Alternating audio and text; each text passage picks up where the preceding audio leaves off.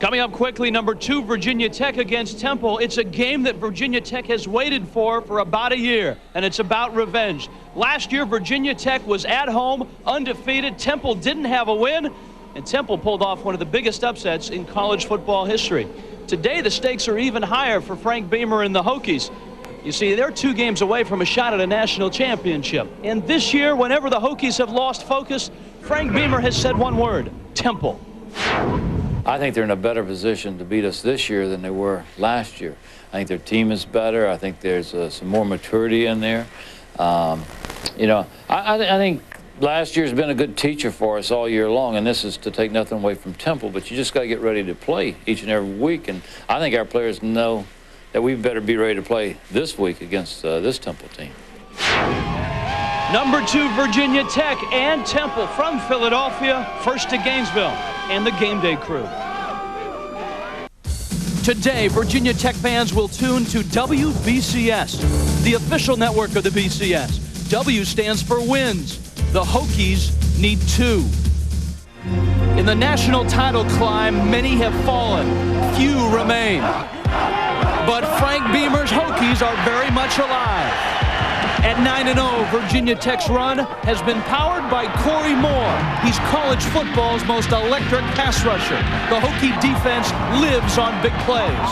Michael Vick has made his share of big plays. Today in Philadelphia, his sights are set on revenge.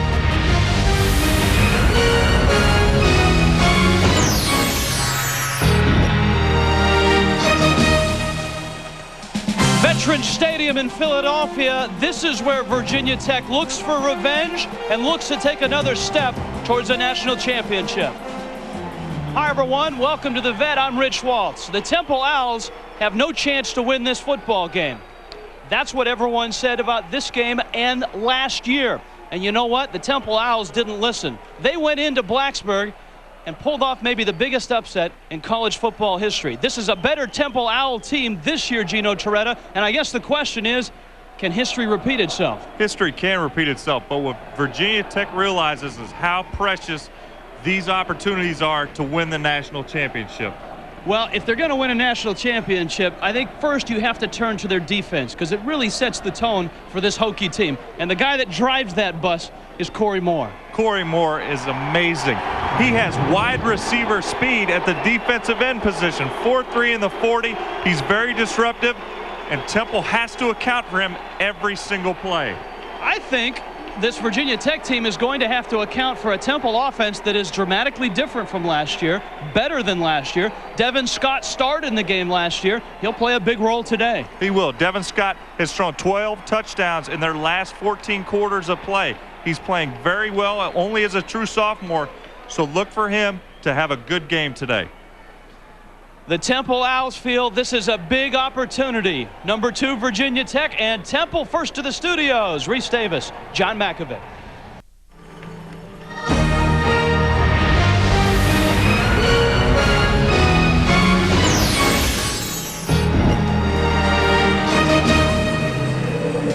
Veterans Stadium in Philadelphia, the home field for Temple. They are 2-0 in this facility this year. They take on number 2 Virginia Tech. Down to the field quickly, Don McPherson. Donnie? Hey, Rich, we've heard the battle cry from coaches before. Offense, defense, special teams. But for Virginia Tech and Frank Beamer, this is not lip service. They've been the best in the 90s, blocking 63 kicks. This is a complete football team in all 3 phases of the game. On the other side for the Temple Owls, there's added concern. They have true freshmen at punter, kicker, long snapper, and kick return.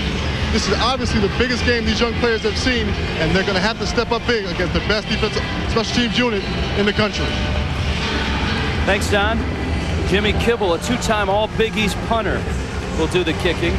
You're right, Virginia Tech special teams, a trademark of Frank Beamer. Gennardo Sharps is deep for the Temple Owls. 61 degrees, just about darn near perfect for November in Philadelphia. Virginia Tech, number 2 in the country. Sharps out of the end zone. And the Temple Owls will get the first possession. They won the toss and wanted the football. This man, Devin Scott, is just a sophomore.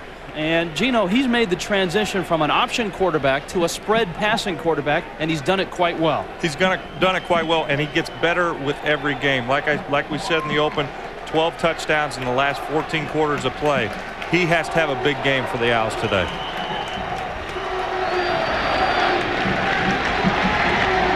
Scott works from the shotgun. This offense is very similar to Kentucky's offense and Hal Mumme, and there's a good reason why. Mumme and Bobby Wallace are very good friends. And the first play is a handoff.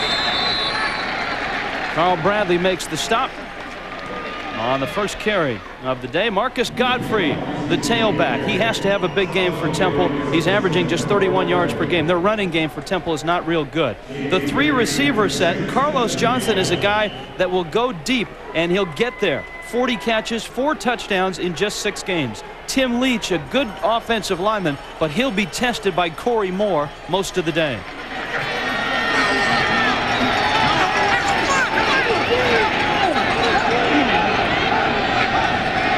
On second down, a quick screen that's incomplete, almost a lateral. It was intended for Carlos Johnson. Virginia Tech's defense is best in the Big East, 3rd in the nation. John Engelberger doesn't get the headlines. Corey Moore does, but Engelberger has 7 sacks and 5 career block kicks. Jamel Smith is the leading tackler on this defense. 5 of the front, actually 6 of the front 7 are seniors up front. And Anthony Midget and Ike Charlton combined to force 6 turnovers last week against Miami. Midget had 3 picks. Charlton picked up 3 fumbles. And Temple on 3rd down. Scott throwing deep, looking for Jamal Wallace, who's got the ball. Wallace is down to the 15-yard line. 62 yards. Rich, this is exactly what Temple needs to do early. They need to come up with some big plays. Devin Scott just gets a little pressure, able to get out of the pocket, find his receiver downfield late. It's a heck of a play. A good way to start for the Owls.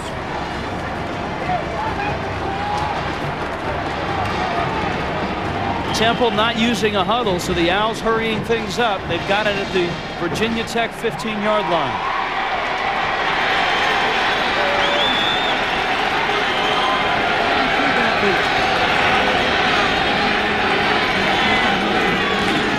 Inside handoff to Marcus Godfrey.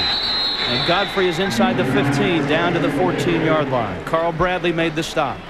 Here you see Scott just gets a little pressure from over here on the right-hand side, but he's able to break contain, finds Jamal Wallace, who just creeps behind all the defenders, and they kind of fall asleep. The Virginia Tech defense able to pick up a big play. And there Ike Charlton just saving the touchdown there with the tackle at the end of the play. A lot of big plays late in the second quarter is how Temple stole the momentum from Virginia Tech last year. Scott swings it out. It's caught at the 10-yard line for a gain of about 4. Carlos Johnson the catch. Jamel Smith made the stop. What Temple has to do offensively, they can't turn the ball over. They cannot. They have to play a near-perfect game to beat Virginia Tech, and also they have to protect Devin Scott, and they're going to look to do that. A lot of screens, a lot of draws, and a lot of 3-step passing. And it looks like a lot of improvising right now by Scott at the line of scrimmage. On 3rd and 5. A quick throw, caught by Godfrey, down to the 5, very close to the first down. Nick Sorensen made the stop for Virginia Tech.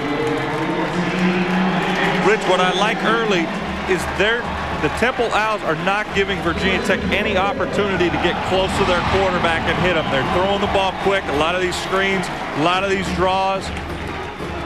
They have a heck of a game plan here in this first drive. Bobby Wallace really felt confident, as confident as you can feel as a 4-touchdown underdog coming into a ball game with a team that is 2 games away from a national championship game.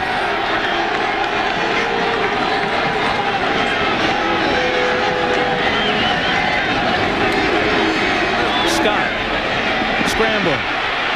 Scott, he'll keep it. He is out of bounds. Devin Scott at the 2-yard line. Ben Taylor got a hand on him.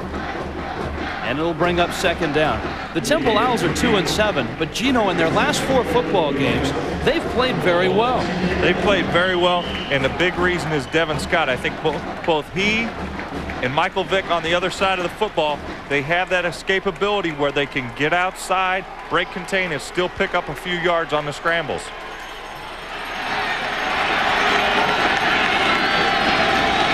Second and goal.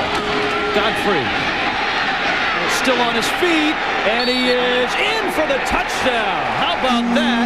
Marcus Godfrey, the senior from Philadelphia, and Temple goes 80 yards. A 6-0 lead. Rich, that was great second effort by Marcus Godfrey. It almost looked like the Virginia Tech defense was kind of standing around watching for everybody else to make a play, and Godfrey just kept his leg drive going and ends up fighting to get in the end zone. Temple lined up in a little swinging gate look before the extra point attempt. Cap Poklemba is the field goal kicker, and he'll attempt the point and hit it. The Temple Owls pulled off the upset maybe of the century last year, and right now they're on the board first. Marcus Godfrey into the end zone. ESPN2's presentation of college football is brought to you by Acura. Cars are our passion. Engineering is our art. And by BarnesandNoble.com. If we don't have your book, nobody does. A summer-like day in Philadelphia. 61 degrees at kickoff. Frank Beamer and the Hokies have yet to touch the football. They just watched Temple go 80 yards on 8 plays.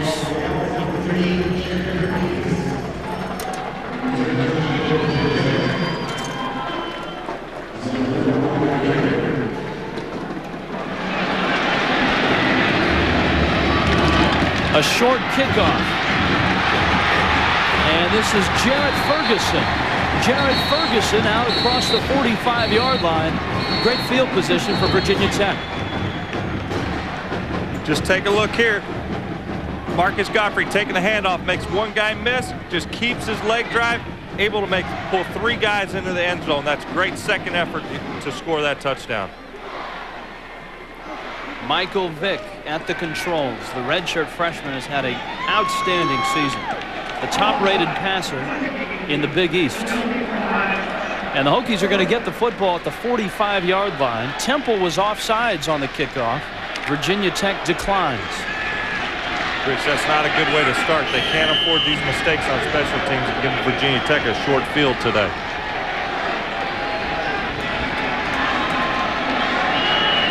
Shotgun for Vick. Blitz coming. Steps up.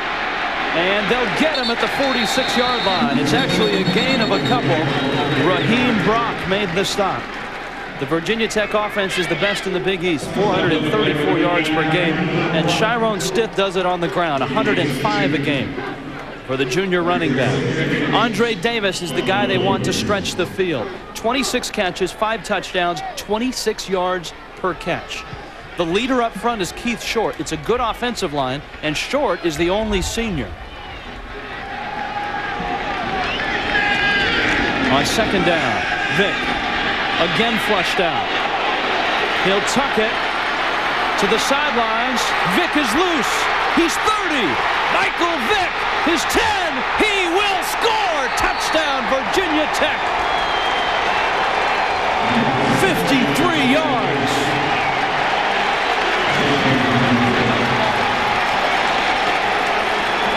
Rich, that's exactly what Temple defense couldn't do. They have to contain Michael Vick, keep him in the pocket, don't let him break contain and get in the secondary running with the football. He just breaks contain. He has 4.3 speed. He, along with Corey Moore, that's wide receiver speed. And as soon as he breaks in the clear, he's a heck of a runner with the football.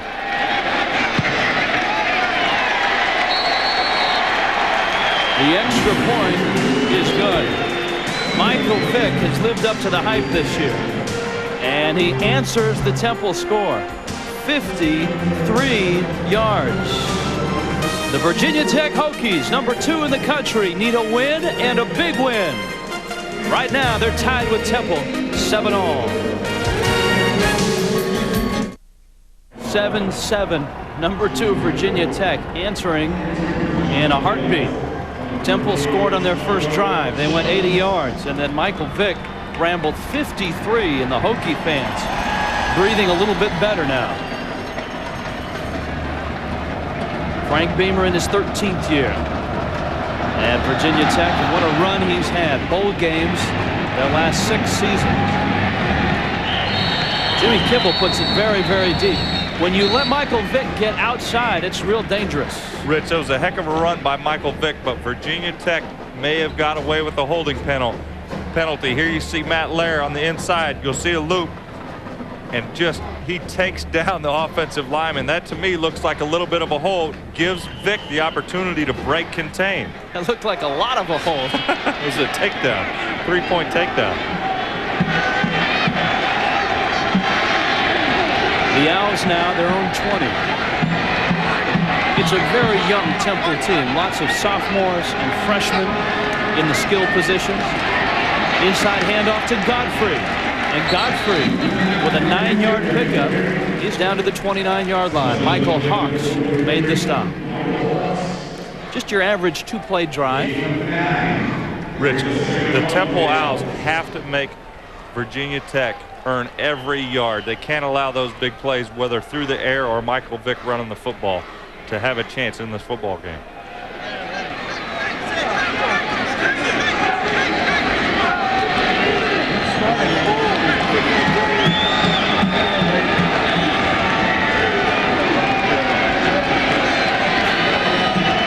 Scott taking his time. Swings it out. Tenardo Sharps short of the first down. Corey Bird made the stop. Rich, I like the fact that they're throwing a lot of short passes. They've had a little bit of success with the few draws they've run inside. But what they have to do, there has to come a time where they're going to start pushing the football down the field. So far, they've kept Corey Moore out of the backfield and off of Devin Scott's back. Scott, 2 third-down completions on the last drive, but on 3rd and 1, he's running out of time. It'll be 5 yards regardless. And I think you can credit some of that to Corey Moore. Well, what Virginia Tech defense did, before the snap of the ball, they lined up in just a normal 4-3 and then shifted down into the old Bear defense, the 46. Devin Scott trying to audible, didn't have enough time to get his team in a good position and a good play. That would be the old Chicago Bear defense. The old Buddy Ryan made it famous. He used it in this stadium a few times as well. It really changes the situation. It's 3rd down and 6 now. And here comes the blitz. They're bringing everyone. And Scott throws it away. And that's grounding. Ben Taylor on the blitz. There was no one, absolutely no one in the vicinity of Devin Scott's pass.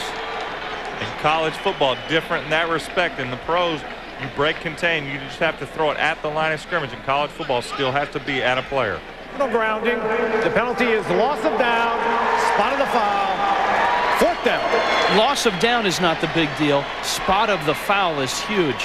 Spot of the foul. Now it's going to bring the Virginia Tech special teams back into play, and they have a shot when you have that short field of blocking this punt. Garvin Ringwelski is a true freshman punter. Virginia Tech is coming, and he gets it off. Ricky Hall watches it bounce, and it's excellent field position for Virginia Tech on the Temple 39-yard line. Tomorrow night, 8:15 Eastern, ESPN Sunday Night Football. Ricky Williams and the Saints into Jacksonville to take on Mark Brunell and the Jaguars. It begins with NFL primetime. Then on ABC's Monday Night Football, Tim Brown and the Raiders and the Broncos in an AFC West showdown. ESPN and ABC, your exclusive home for primetime NFL football.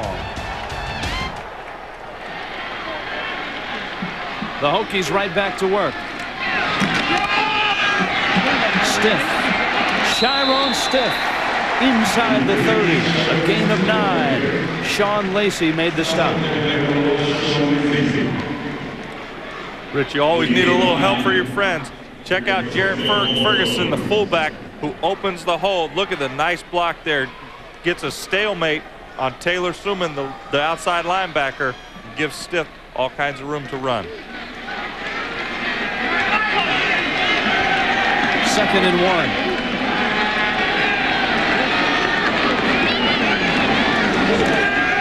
Vick is going to throw it towards the end zone. Almost picked off. Should have been picked off. Leon Washington had it right in his hands. Emmett Johnson was the intended receiver. Vick just trying to throw a simple post corner route. Washington in great position. Should have came up with this interception. And these are the opportunities that the Temple Owls can't afford not to take advantage of. Hit him right in the hands.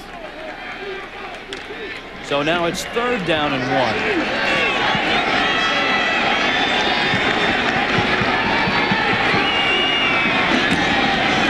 Stiff. Hit and dropped, but he's close to the 1st down. Good penetration by Raheem Brock and LeVar Talley. Rich, going back to that 2nd down and 1, the one thing I do like about the play call, and Ricky Bussell, the offensive coordinator for Virginia Tech, taking a chance, throwing deep on 2nd 1, feeling, hey, we're going to pick up the short yardage, the 3rd and 1 situation if it's not complete.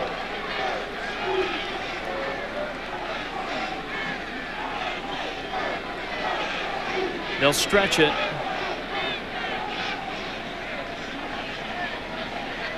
And the Hokies are short. So it is 4th down. And Virginia Tech is going to go for it. Up in the coach's box for Virginia Tech, Ricky Bussell, the offensive coordinator. Thank you.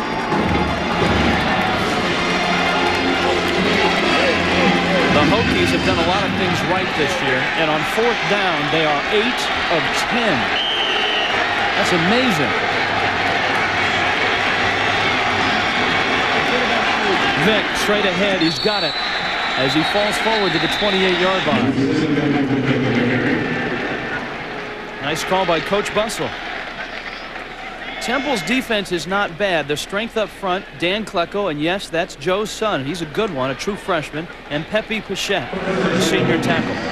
Taylor Suman is their leading tackler, 118 per game, or 118 on the season. He's just a sophomore. Now, Sean Martin is listed as a safety, but he'll play as an outside linebacker. Gino, this is really a 4-4 look. They want to pressure. They're going to come up in an 8-man front and try to contain Vick and make him throw the football. The bad thing is he's throwing to André Davis and Ricky Hall. Option. Vick down to the 23-yard line. LeVar Talley made the stop. 5-yard pickup for the redshirt freshman out of Newport News, Virginia. And Coach Beamer told us yesterday he shows excellent poise. Only a redshirt freshman. He's only 19 years old. Look at that. Last 6 games, 7 touchdowns and no interceptions. That's been key for the Virginia Tech Hokies.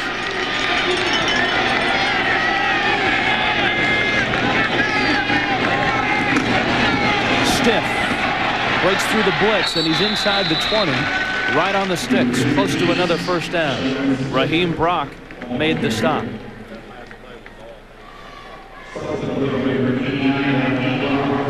Rich, the Owls are going to crowd the line of scrimmage and play the 8-man front. One thing they have to do, if they're going to do it, they have to stop the run, because that is what an 8-man front is designed to do. Stop the run and put your corners on an island but Temple hasn't been able to stop the run even in that 8-man front.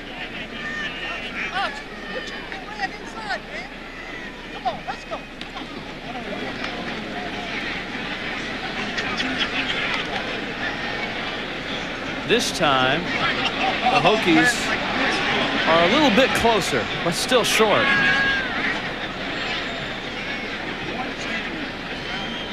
By just that tape holding the chain One together. link. It'll be second down and a link.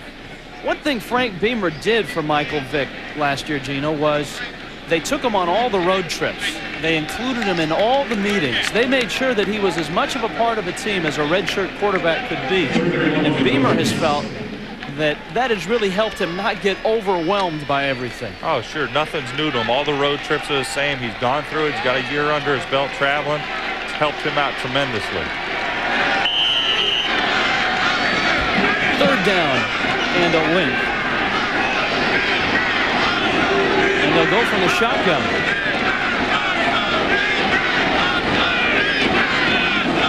Ferguson, the fullback. And he's got the first down to the 15-yard line. Jarrett Ferguson. Sean Martin made the stop for the Temple Owls. Rich, let's take a look. This is what I'm talking about, an 8-man front. Here's the box here. 1, 2, 3, 4, 5, 6, 7, 8. You only have 3 defenders in coverage behind it. That is your front to stop the run. And the Owls have still not been able to stop the run of Virginia Tech. André Davis in motion. Stiff to the 10. Sean Lacey made the stop. Interesting, last year, Gino, when Virginia Tech lost to Temple, the Hokies absolutely ran wild. 337 yards on the ground last year. But what they didn't do is they didn't put the nail in the coffin, as they say, because they had every opportunity. They fumbled inside the 5-yard line, ended up dropping a touchdown pass at the end of the game that would have won the football game. Virginia Tech actually had a 17-0 lead in that ball game. Stiff outside. And he's dragged down at the 7-yard line. Kevin Harvey made the stop. And the damage today for Virginia Tech has been on the ground. Already 88 yards. A big part of that, though, the 53-yard run by Michael Vick on only the second play of the game. And we're looking at another short yardage situation. More than a link. It's 3rd and 1.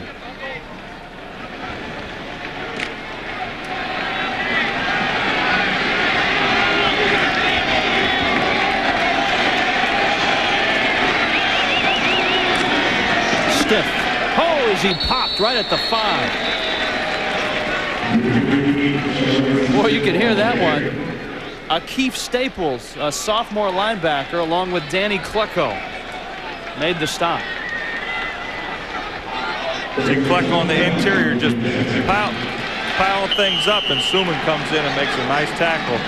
Another 4th and short. The reason Virginia Tech goes for these, they're the second-best team in the country. They have to go for these 4th and short situations. 9 of 11 on 4th down this year.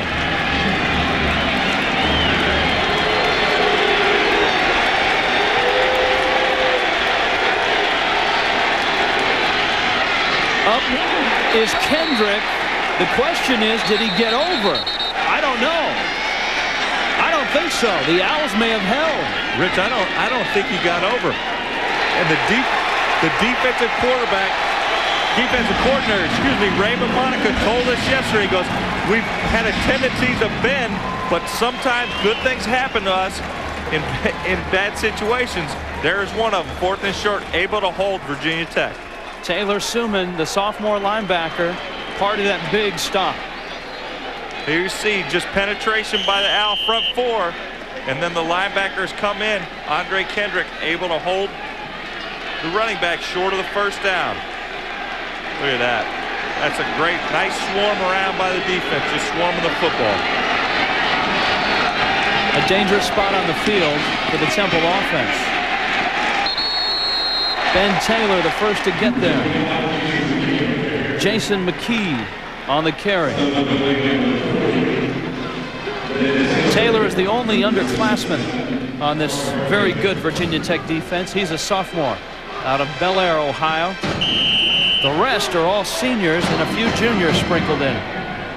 Rich, and now's the situation, second down and long. You have to pick up some yardage because of the Virginia Tech special teams. And if Scott throws one away here, it could be 2 points. Lots of time over the middle. It's caught by Jamal Wallace. He's planted at the 9. They're short of the first down by 6. We head to the studios. Reese Davis.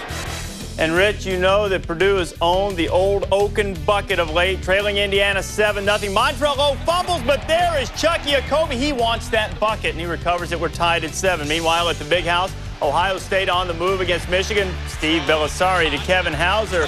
And Cooper's never won in Ann Arbor, but he's up 7-0.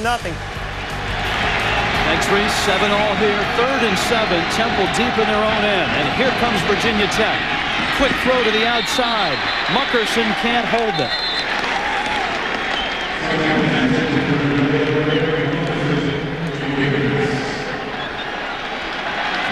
Fourth down.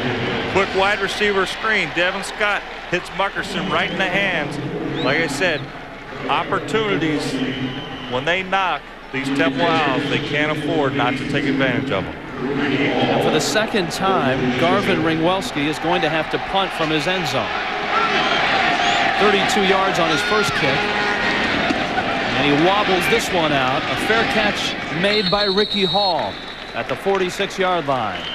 Number 2, Virginia Tech and Temple tied at 7. The Hokies have come to Philadelphia, and the Temple Owls were waiting for him. 7-7. And again, great field position for Virginia Tech. Vick, his catch, Hall, and Ricky Hall out of bounds at the 21-yard line. Philip Shepard made the stop.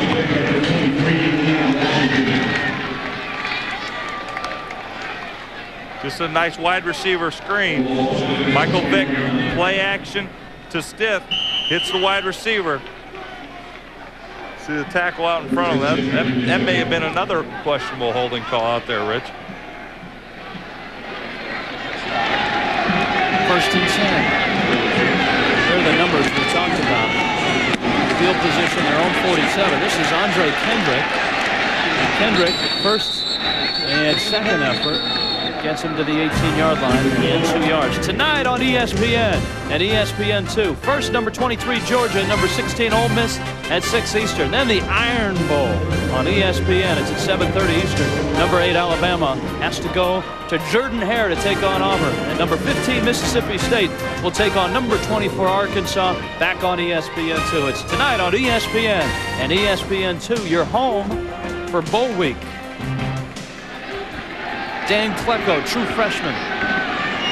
He had a good coach growing up. A former Temple All-American named Joe. Vick, scrambling, still alive, looking. He'll keep it, 15, and out of bounds, short of the first down. Taylor Suman made another stop, 7 yards on the pickup. That is amazing. Michael Vick steps up, nothing there, gets the pressure, able to 360 spin, breaks contained, and he has the speed where he pulls up to even throw. The defender has to break down and cover him, and then he just bursts right by him and runs right by him. 3rd down and 2.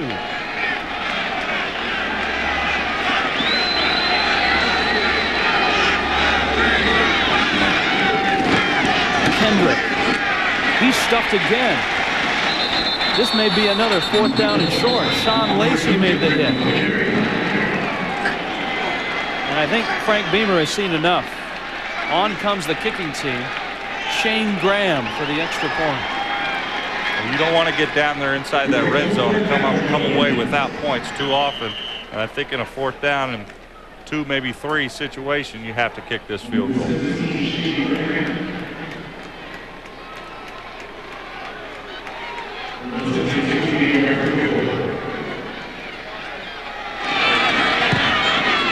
by Graham is good. And so Shane Graham from 29 yards gives Virginia Tech the lead.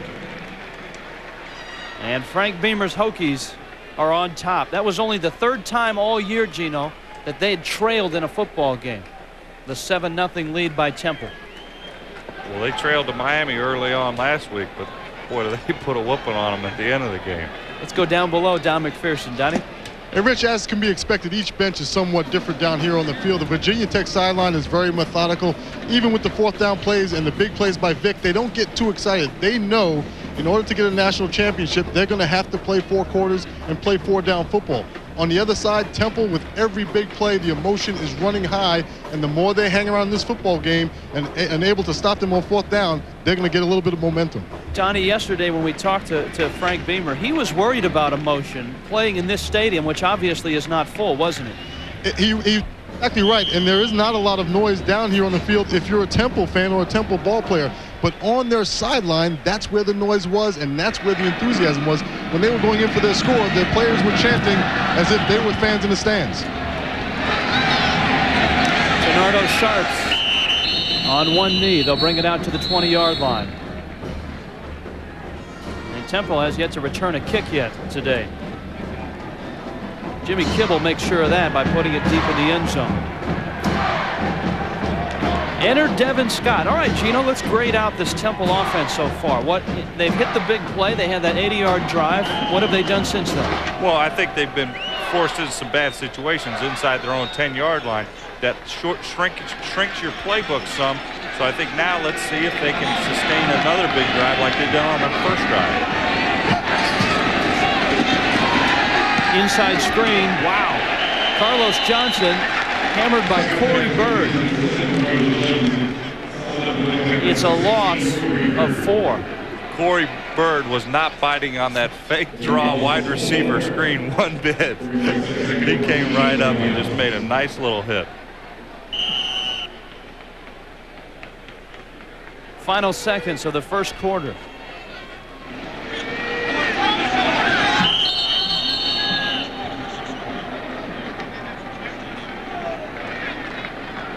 We are done with 1 from the vet. Number 2, Virginia Tech leads Temple 10-7. Michael Vick and the number 2 Hokies are on top.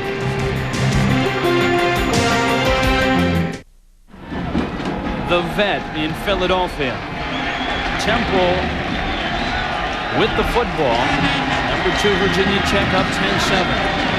Devin Scott facing a 2nd down and long. Scott stepping up and throwing, and it's picked off. Intercepted. Larry Austin up and over and in. Touchdown.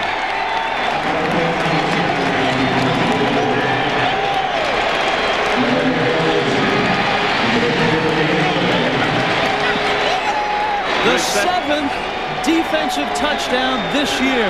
That was a good play by Larry Austin, but that's what pressure from the front 4 forces a quarterback to make mistakes. Scott in the pocket, getting a little bit of pressure, trying to get rid of the ball, can't put enough mustard on the ball on that out route, and Austin able to cut in behind the receiver and take it back for 6.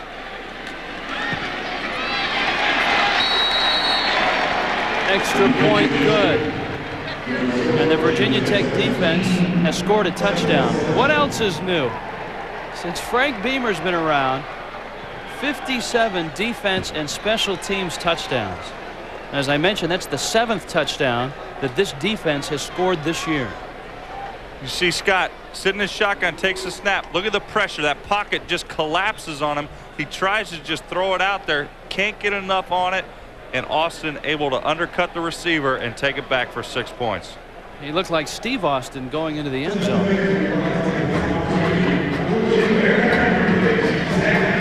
You know, that was a late call in terms of getting him in the end zone. I'm not sure he was in the end zone, Gino. Well, I'm not sure if he was in the end zone. There's the pressure. Look at Corey Moore. They got 3 guys on him trying to block him. And he's able to still collapse the pocket. And he had a nice block as well.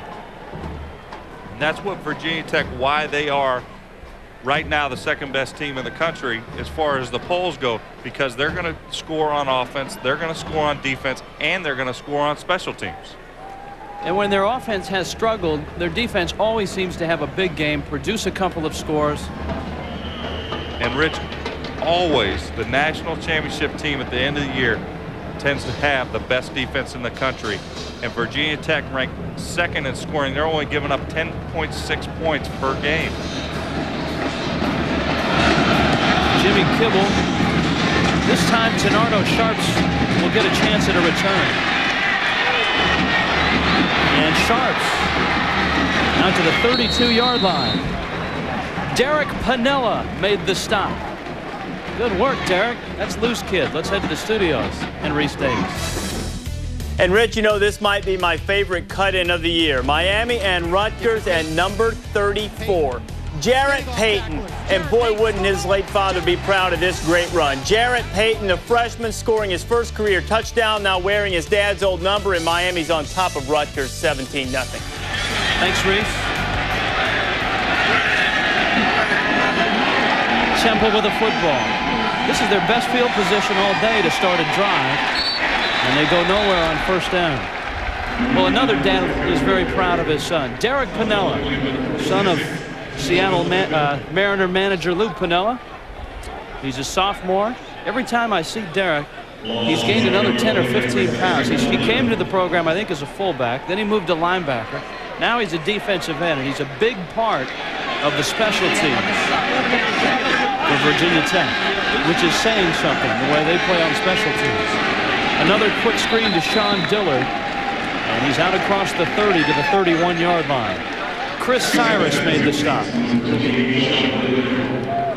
And Rich, what Virginia Tech has done, and Bud Foster, the defensive coordinator, told us yesterday, likes to rotate the defensive linemen. Now they got the second group. Well, I mean, for them, their second group's like the starting unit on other ball clubs in the country. So they're giving Corey Moore, Bradley, and Nathaniel Williams a little bit of a breather early on in the game, and that's why in the fourth quarter they tend to dominate teams. Temple does not have the right personnel on the field.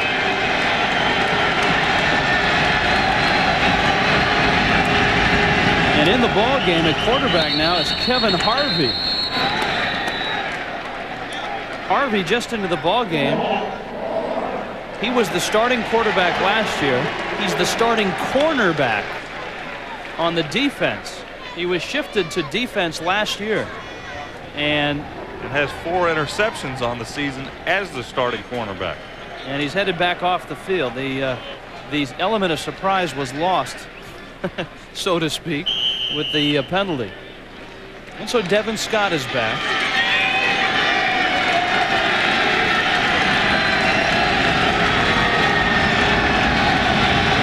Third down, 12.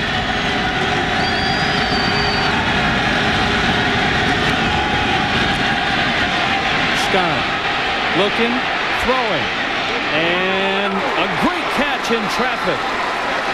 Sean Dillard, the true freshman, made the catch. First down, Temple. A nice throw by Devin Scott, and he just got walloped by Corey Moore right after he threw that football. There's a lot of hard hitting going on out there by this Virginia Tech defense. Here you see Scott get flushed out of the pocket, able to break contain with his feet, and watch Corey Moore just puts a nice licking on him right there at the end of it.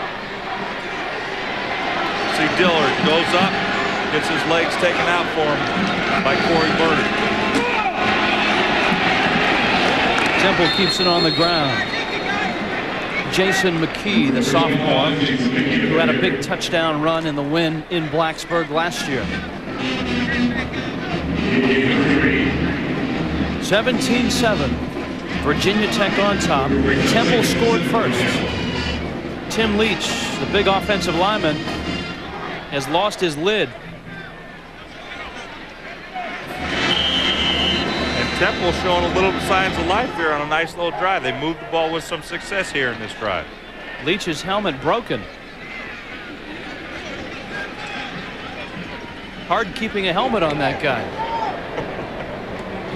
And I think Temple's going to have to burn a timeout. And they'll be faced with 2nd down and about 7. At stake in this football game, Gino, everyone has talked about it coming into the week, that Virginia Tech not only has to win the game, but they must win this game big to help themselves in the BCS. That's an incredible amount of pressure to put on a team and say you've got to win a game by X amount of points. I think the media is saying that, but I'm sure Coach Beamer and his staff has his players thinking, hey, all we can do is control what we do on the football field. As long as we go out there, play a good game, and win, don't be concerned with blowing a team out, because they don't control the polls. No, and they don't control the BCS as well. Let's see how Leach lost his helmet. He's working on Corey Moore. And Corey got away. Look at that. Well, I'll tell you what, Virginia Tech has gotten away with 2 or 3 on the interior line, and that, my friend, should be a 15-yard penalty at the very least. At the very least. And that's, you know, you don't like to see plays like that, but if these officials, hopefully they can see if something like that goes on and start calling these penalties. 2nd down and 6.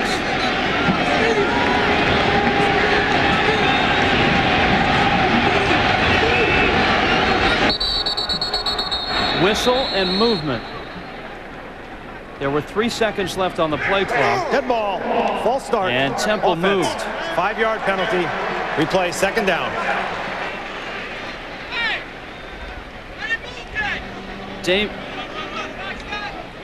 Derek Henson, apparently the guilty party. 2nd in the NCAA in scoring defense. 3rd in total yards. 5th in rushing allowed. And in all of those categories, they are 1st in the Big East Conference. Most important is scoring defense, only giving up a little more than 10 points per game. On 2nd and 11, here comes the blitz. Scott better get rid of it. And he goes down rather meekly at the 34-yard line. That's a huge loss. Rich, one thing with a young quarterback like Scott, he's only a sophomore. Virginia Tech shows an all-out blitz before the snap, so he should see that with the shotgun. I think he saw it late here, expected some more pressure, and I think he still had an opportunity to still throw that football away. Looks like he tripped over Dave Jovanovic, his right tackle. He is 8 of 12 when he's able to stay on his feet. 3rd and 20. Flags go down, as does Marcus Godfrey. Michael Hawks made the stop. And this whole drive stalled because of that second medium that they had, and then a false start puts them in a second long. Then they're able, Virginia Tech defense is able to blitz and even putting them in a 3rd and even longer.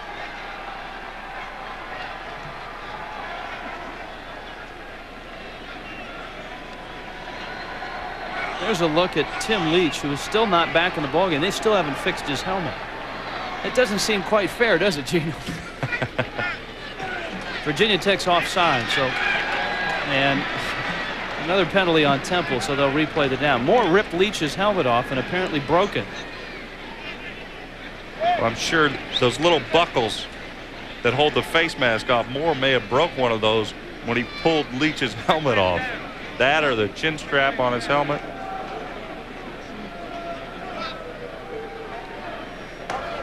Offside on the defense. It's a 5-yard penalty. Then we have a dead ball, personal foul on the offense, 15 yards, 3rd down. Here's a look at the personal foul.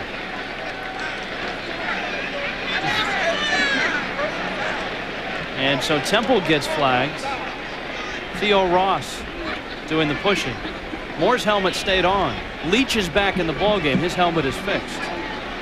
And these 5 penalties for 48 yards, Temple cannot afford any negative plays. They have to continue to have positive They can't have these negative plays, and then when they get the opportunity to make a big catch, make an interception, they have to take advantage of it. There's Leach, and he's lined up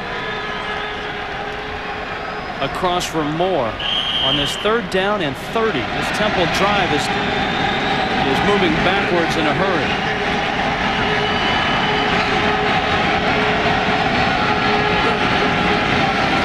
Scott running out of time, and they've got him.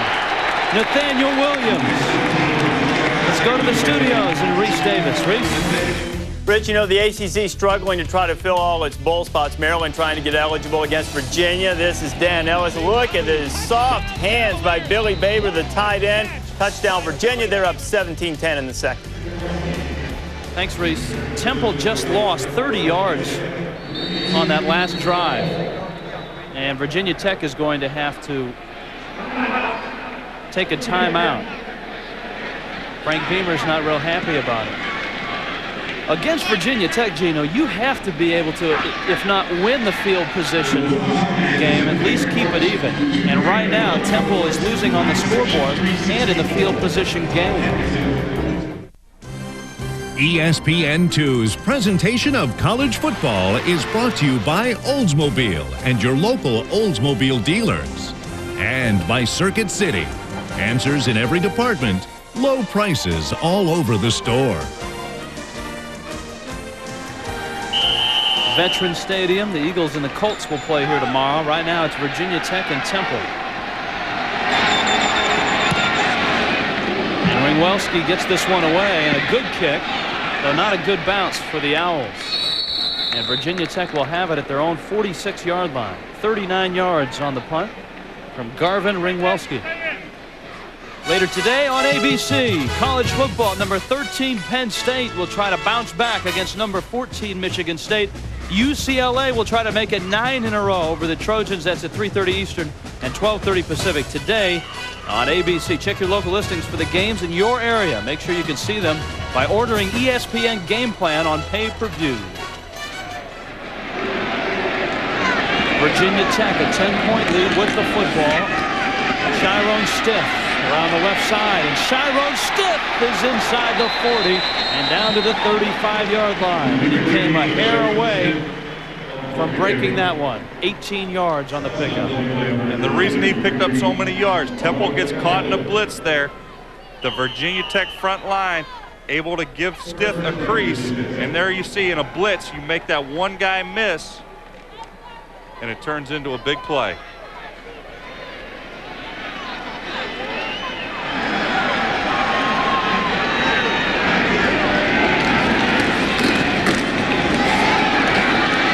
Again, Stiff to the 34-yard line. To the studios, Reese Davis. What's up, Reese? Rich, first we'll go to the big house. Michigan down 7-0 to Ohio State, and the A-Train touchdown, Michigan, and they're tied in the second quarter of that game. Wolverines, of course, trying to get a BCS at-large bid.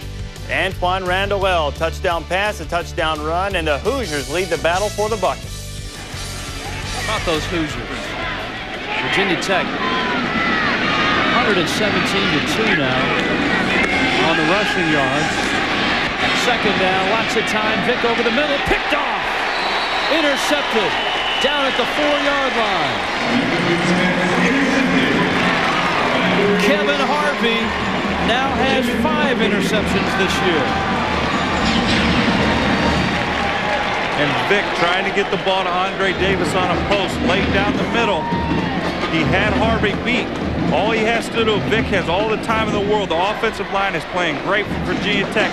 He's sitting there, sees Davis come open, just throws it a little bit behind him, and Harvey in position to pick the pass off. There you see Vick just moving his feet, but unfortunately throws the ball a little bit behind Davis. If he throws that ball out in front of it, it's 6 points.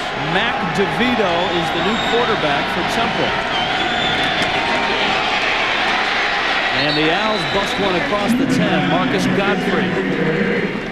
DeVito is a guy that can come off the bench. He rallied Temple for a win against Pittsburgh in the '98 season. And Rich, the reason you're going to probably see 2 quarterbacks at Temple is going from an all-out option team to conversely throwing the ball almost every down. You have to make that transition to get a throwing quarterback in your program.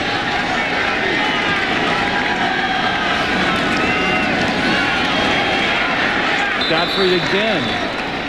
Corey Moore made the stop. First down, Temple. And the Owls get some much-needed breathing room out to their 16-yard line. And on the last drive, they moved the ball with some success. They moved it from the 20 to midfield, and then they get a couple penalties against them, a personal foul.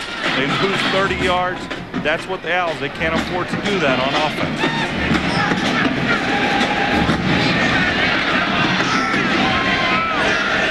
Moore does not have a sack today.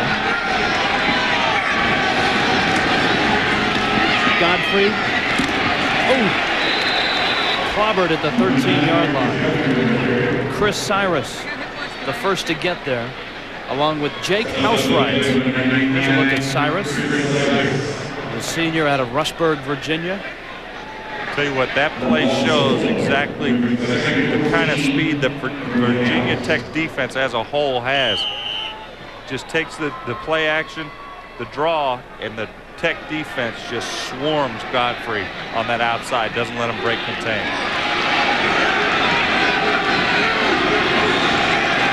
Hokies show blitz, quick throw. Nice catch, but it won't go for much yardage. Terrence Leftwich. And it will be third down and long. DeVito is out of Westport, Connecticut. Bobby Wallace in his second year. What a great run he had at North Alabama. 3 national titles.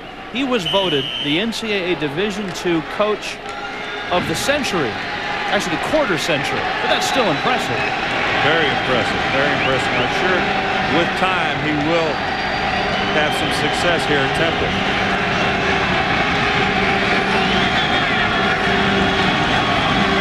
DeVito going deep. And it's incomplete. He was looking for Jamal Wallace. Ike Charlton on the coverage. And Ike Charlton had great coverage on Jamal Wallace that whole play. Just a little stutter move off the line of scrimmage, and Charlton just running stride for stride with Wallace in position to intercept that play. But Wallace does a good job of becoming the defender at the end of that play and knocking the ball away from Charlton, not allowing him to pick up that interception. Greg Welski on 3 kicks has yet to have one in danger. And the Hokies don't come after him. They'll go for the return on a kick that lands near midfield. And Hall will have to watch the Owls down it at the 42-yard line. So Temple at 2-7 is hanging in against Frank Beamer and the Hokies. It's 17-7.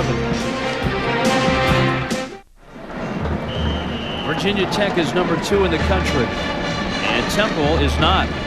But the Owls are playing well, hanging in.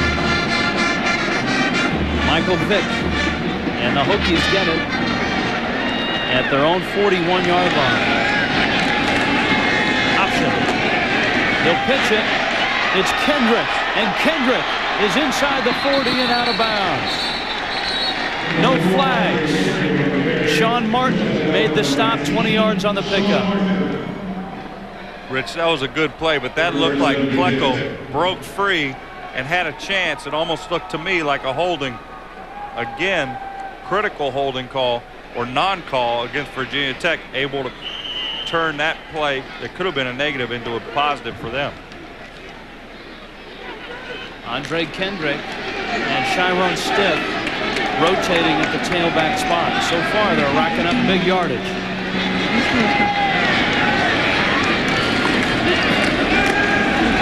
Vick's throw. André Davis. He can fly. And Davis down to the 20-yard line. Kevin Harvey made the stop. First down, Hokies on an 18-yard pickup. What's most impressive about this Virginia Tech offense is Michael Vick is fast enough. They can run the option on one play. He's got a great enough arm, little play action fake, throw the wide receiver screen here.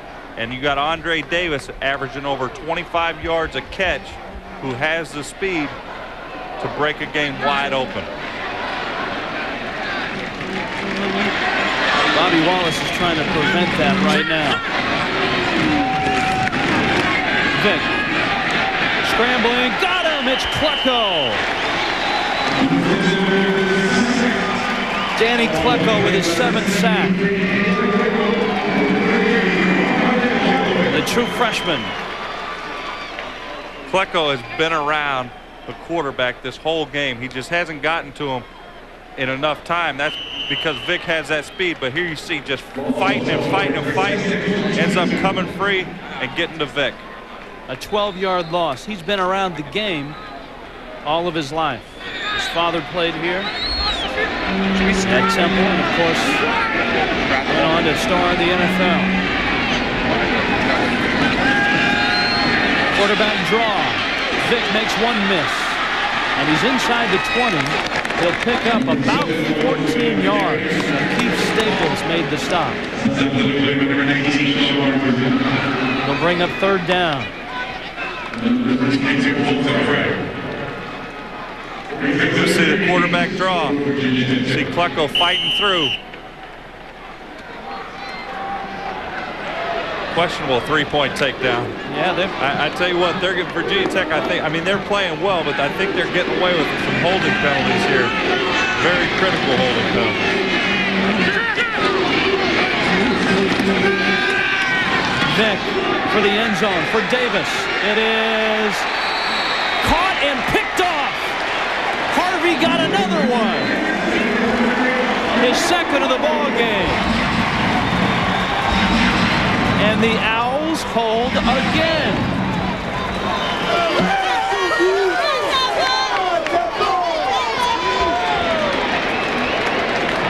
Kevin Harvey and the Temple Owls hanging in against the #2 team in the country. Virginia Tech by 10, but the Owls won't give up.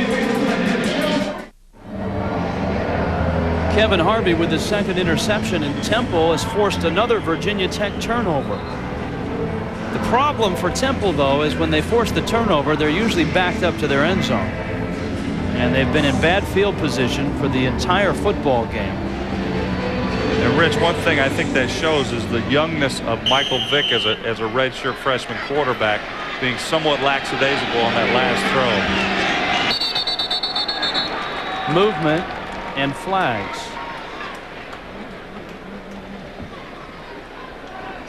And this is going against Temple. Ball, false start, offense, 5-yard, replay it down.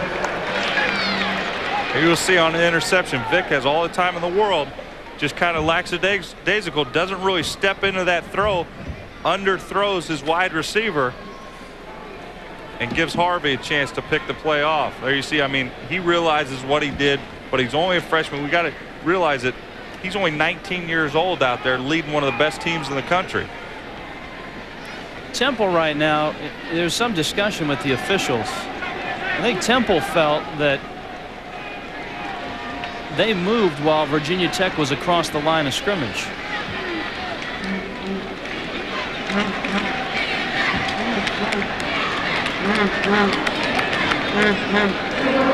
Foul is offside on the defense.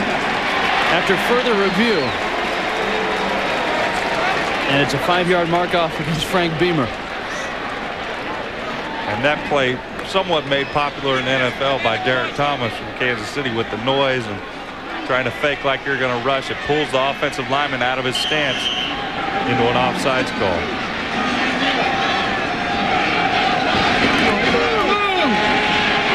On the handoff, Tenardo Sharps out of bounds, and he'll lose yardage down to the field. Don McPherson. Donnie? Hey, Rich, you've called that name Dan Klecko many times. I'm joined by his dad, former All-Pro with the New York Jets, Joe Klecko. What's it like watching your son? Exhilarating, it really is. And he's doing well. That's the best part about it. Danny came in here, you know, really not expecting to play a whole lot, maybe his freshman year, but he came in, made a big impact, and he's my kid, but he's a tough little kid.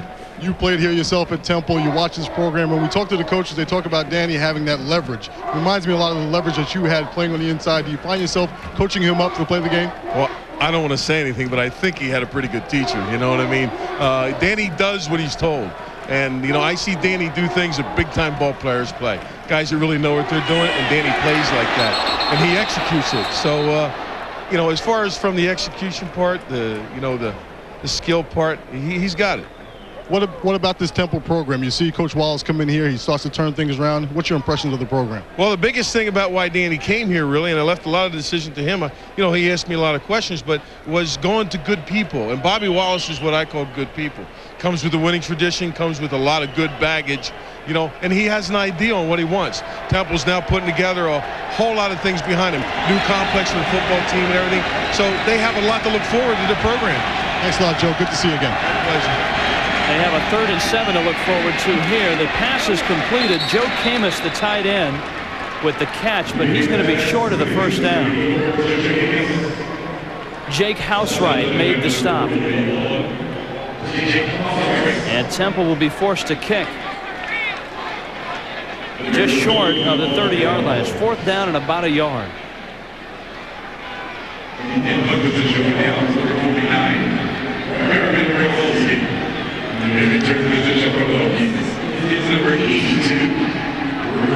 Garvin Ringwelski to punt.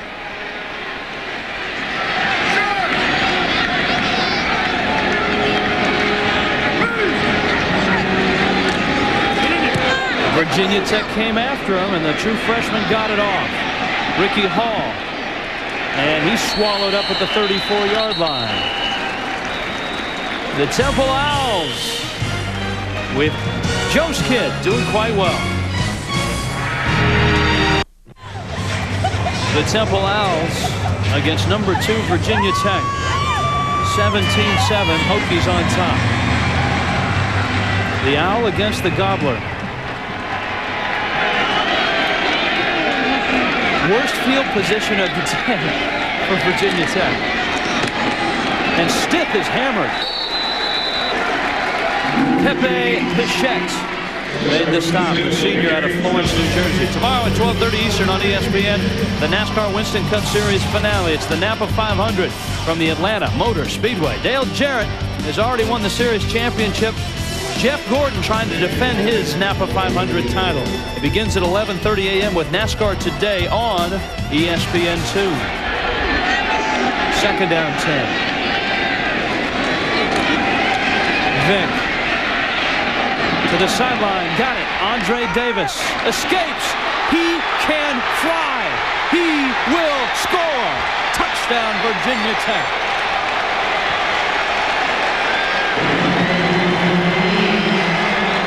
.65 yards.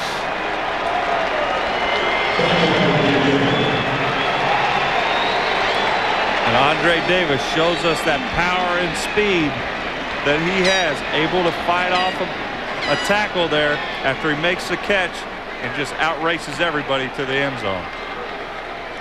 Davis, who's averaging 26 yards a catch. And those 65-yard touchdowns, well, obviously up there, pretty good for the average. Graham's extra point is good.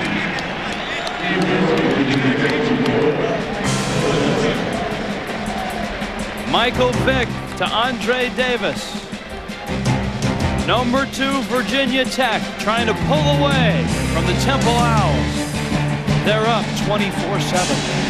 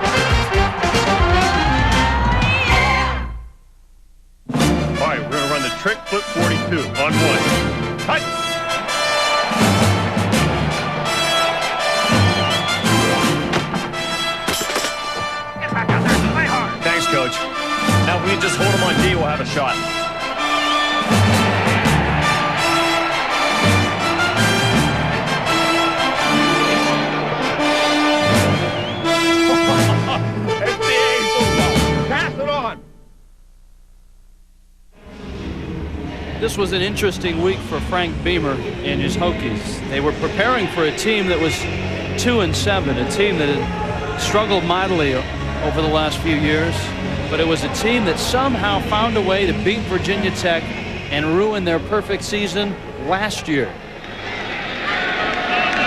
And the Hokies on top. Sharps lost the football. Who's got it? I think Temple got it back.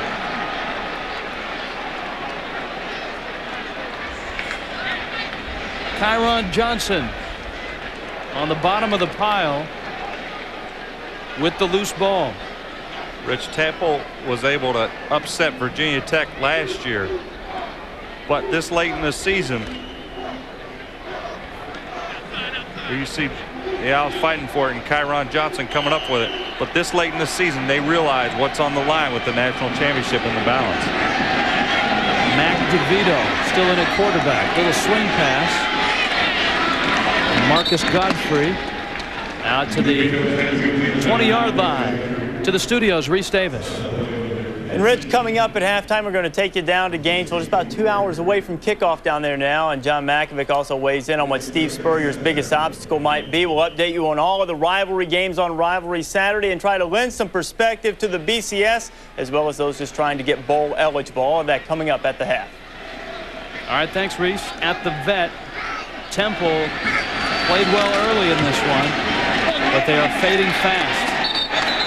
Godfrey out to the 21-yard line. Michael Hawks and Chris Cyrus the stop. Let's go back to the touchdown pass by Michael Vick. Here you see finds Davis. They're throwing at Kevin Harvey. Harvey able to pick off a couple passes earlier, but Davis with the speed and the power, once he breaks his tackle, no one's going to catch him. Look at that. He breaks through 2 defenders' tackles on the Owls and able to outrace everybody to the end zone. And like I was saying earlier, Virginia Tech realizes this late in the season, when you're 9-0 and you're number 2 in the country, every game is essentially your national championship game. You can't afford to let any of them slip away.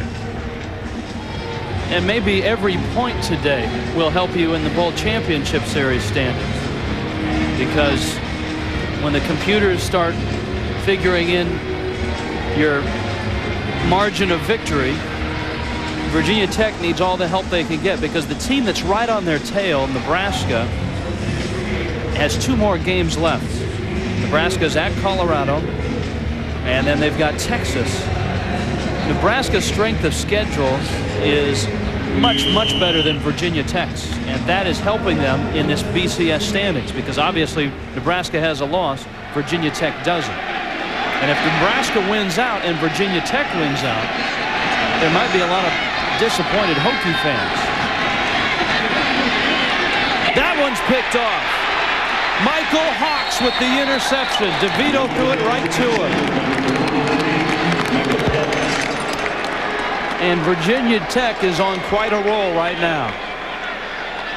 And Rich, I don't really understand the BCS and the total points, but I do know if Virginia Tech, if they finish this game and able to win next week, they should be playing for it all in the Sugar Bowl. Here you see DeVito, just an interior screen to the wide receiver, but doesn't realize there's a lot of defenders in there when you're throwing the ball on the inside. Bobby Wallace needs somebody to make a play.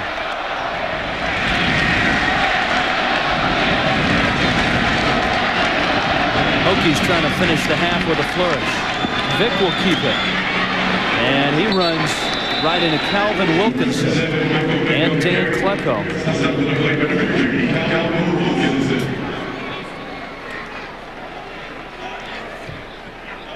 Clock continues to roll, and the Hokies in their 2-minute drill.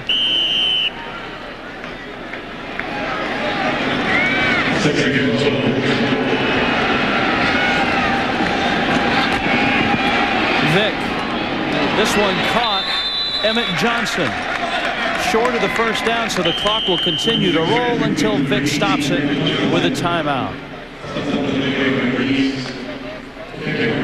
Temple is down big, Gino, but they've got Virginia Tech right where they want them. In 4 of the wins, Bobby Wallace has won 4 games at Temple. In 3 of those wins, they have come from behind, and come from behind in rather big ways. So they got them right where they want That's them. what I mean.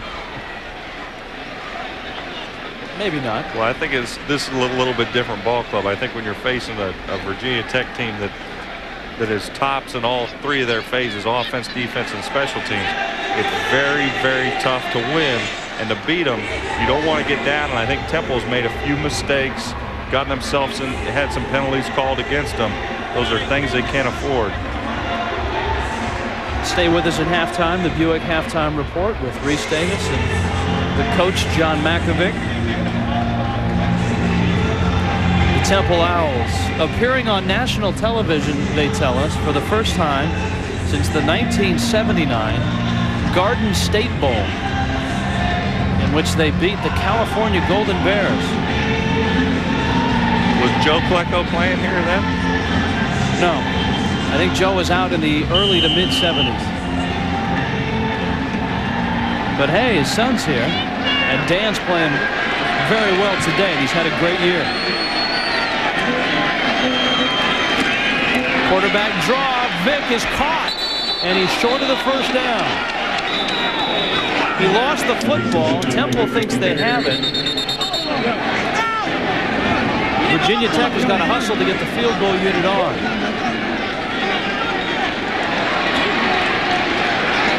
Bobby Wallace thought his team had a turnover. Number 17, Shane Graham. Shane Graham. He is a good one. Three-time All-Big East pick. 34 yards. And the Hokies, a 27-7 lead.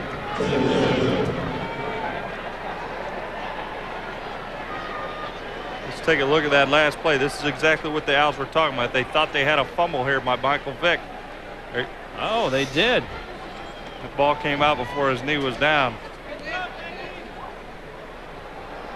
There you see no knee down. The ball is out. That is a fumble. And that cost Temple 3 points. And, you know, those are things, it's tough enough to beat this Virginia Tech team. But then when you're not getting calls go your way, it makes it even tougher. LeVar Talley made the stop. Not a good day so far if you're a Temple Owl.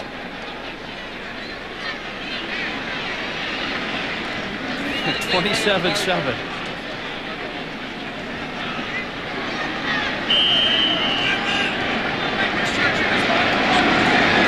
Jimmy Kibble to kick off. It's a ground ball to short.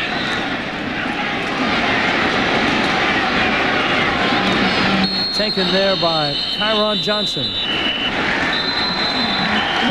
And the first half is over. Virginia Tech playing like the #2 team in the country. They lead Temple big time. Let's head to the studios. Reese and John. All right, Rich, you know, usually after a tough, brutal, physical game like Virginia Tech had against Miami last week, you might give them a pass as far as coming out with emotion. Tech can't afford that with the BCS, and they finally got things going toward the end of the half. Nobody can afford a pass at this time of year, most especially Virginia Tech, because their schedule is important, and the computer people know that how much they win by in this game is just as important. Michael Vick was pushing it a little bit. He was trying to put the knockout punch a little early today. Strength of schedule, obviously not going to go in their favor, so the computers, as Coach mentioned, very important. You get diminishing returns after you win by 28, but Tech needs to maximize that so they'll have their best opportunity. Coming up here on the Buick Halftime Report. 27-7. #2 Virginia Tech on top of the Temple Owls. Rich Waltz along with Gino Torretta and Don McPherson. Temple actually scored first in this ball game, but then that man got busy. Michael Vick with a 53-yard touchdown run and then a 65-yard touchdown pass to André Davis. As we look at some of the pictures from the first half. This was Vick on that long scramble of 53 yards. And Rich, I think this game is everything is advertised. Virginia Tech is the dominant team, but what's not shown is a couple questionable penalties, non-holding call, and then a fumble that wasn't called on Michael Vick late in the game. That was a big interception by Larry Austin, who took it back for a touchdown. And this is Vick finding André Davis, the sophomore, who did a lot of it on his own. Just showing excellent power and speed. And that's why André Davis is averaging over 25 yards per catch this season. The numbers from the early precincts are in, and it looks like our exit poll shows Virginia Tech is well out in front in terms of yardage. And I think in terms of the BCS, they need to win this game, many people feel, convincingly. Cullen Hawkins, one of the upbacks, and Cullen Hawkins breaks loose. He's down to the 27-yard line.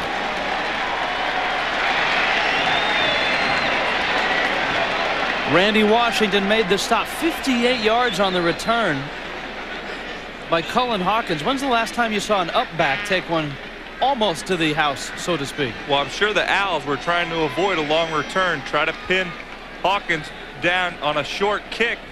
He's still able to break through, make a couple defenders miss on Temple. There you see the kicker just giving a last-ditch effort. Virginia Tech had great field position through the entire first half. And Chiron Stiff is inside the 25-yard line. First half possessions. Look at the field position. Averaging their own 44. When you can do that as the second-ranked team in the country, the Temple Owls are giving Virginia Tech a short field to work every drive.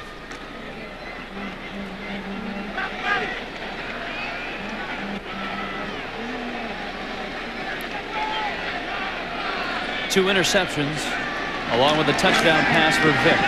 Out of the pocket, and he's stopped. Vick hit from behind. Calvin Wilkinson got him as he cut back.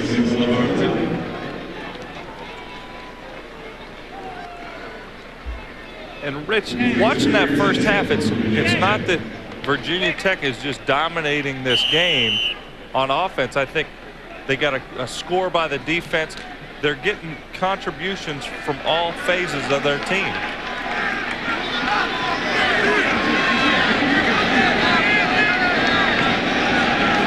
Third down. Blitz coming. Vick steps up. They'll get him again. And the Temple Owls, Dan Klecko at the bottom there. That's his second sack of the day, his 8th of the season. Calvin Wilkinson will get a half sack on that as well. And like his father Joe said in the first half, he had a pretty good teacher. And I think, you know, that helps when you grow up with your father being a 3-time Pro Bowler and just a great defensive lineman for the New York Jets.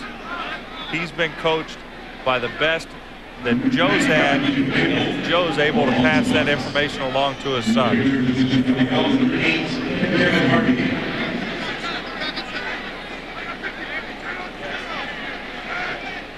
Jimmy Kibble will punt it away. And let's see if the Hokies can down it. They don't need to. Sideways bounce. And it's out at the 15-yard line. 27-7, Virginia Tech on top. ESPN2's presentation of college football is brought to you by Dell Computer. Pioneering direct internet ideas for your business. Be direct. Dell. And by AXA Advisors. AXA Advisors. Building futures. Philadelphia, home of the Temple Owls. And right now they're in a 27-7 hole. Devin Scott, who started the game and came out, is back in. And Scott with a quick throw that's caught by the tight end Joe Camus, and he'll ramble across the 40. And Camus is out to the 43-yard line. 28 yards on the throw from Devin Scott. Philadelphia also home of the Philadelphia Eagles. And our buddy Don McPherson played a few years here. Donnie, what's up? Hey, Rich, I talked to Frank Beamer at halftime, and he said he was a little bit frustrated with his team making the big plays, but not doing the little things right, not taking advantage of every opportunity. On this sideline, Coach Bob Wallace wants his team to hit the ball in the middle, stop trying to bounce it out onto the outside. He knows that he can run the ball, but he wants his guys to hit it up in the middle. One note, Devin Scott came out of the ball game for a short period of time in the first half. He's got a sprained wrist. He's back in the game now, but let's keep an eye on that wrist.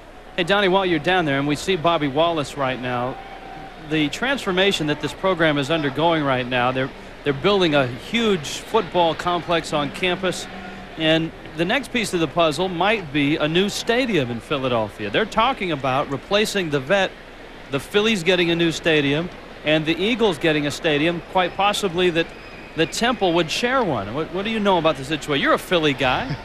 Well, there's a lot of money in the state legislature here in the state of Pennsylvania for new stadium construction and reconstruction, but they have to share it with Pittsburgh. So it's going to rely on the owners of the Phillies and the Eagles to come together on a joint venture or a joint stadium, or each team going out and finding the land and the resources to build a new stadium. Temple's future is in the balance here because Temple wants a facility that they can call home for their recruiting purposes and every other purposes. They're doing a lot of work up at North Philly on their campus, but they're looking for a stadium to call home, so they want to get in on a deal with at least the Eagles. Kind of similar to the way the Pitt Panthers are doing it with the Steelers. Worst home records in the 90s. This is not necessarily because this is not a great home field, but Temple's not been a real good program in the 90s, as you can see. But this man in his second year was a legend at North Alabama, and he accepted the challenge to come to Philadelphia.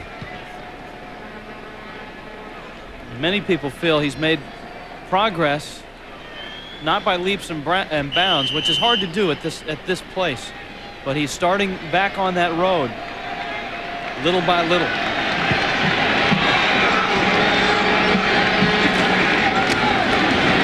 Scott on the option, and Scott is across midfield to the 47-yard line. Nick Sorensen made the stop. That's kind of the option from last year, Gino. The option from last year, but Devin Scott, these first two plays of the second half, he came out, he audibled on the big completion to his tight end before, able to pick up a lot of yards, then comes out in the option. And just like Don McPherson said, don't try to bounce outside, cut back and get that ball in the middle, because Virginia Tech has the speed to run you down going outside.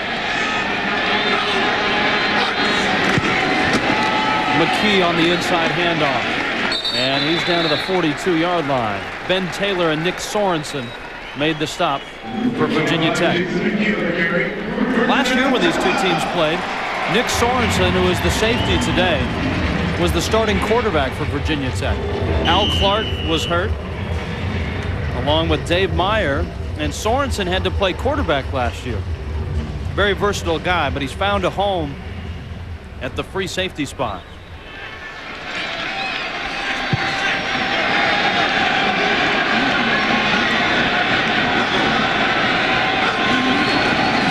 Here comes a blitz. They had the right play called, but they couldn't execute it. Godfrey was in the flat. Scott could not get him the ball. Those are the types of opportunities the Owls can't afford to not make the plays. Godfrey was out there on a screen. The Virginia Tech defense caught in the blitz. No one accounted for the running back, and Scott just can't get him the ball. And Bobby Wallace knows it. He had a big play waiting to happen. Second down and 10.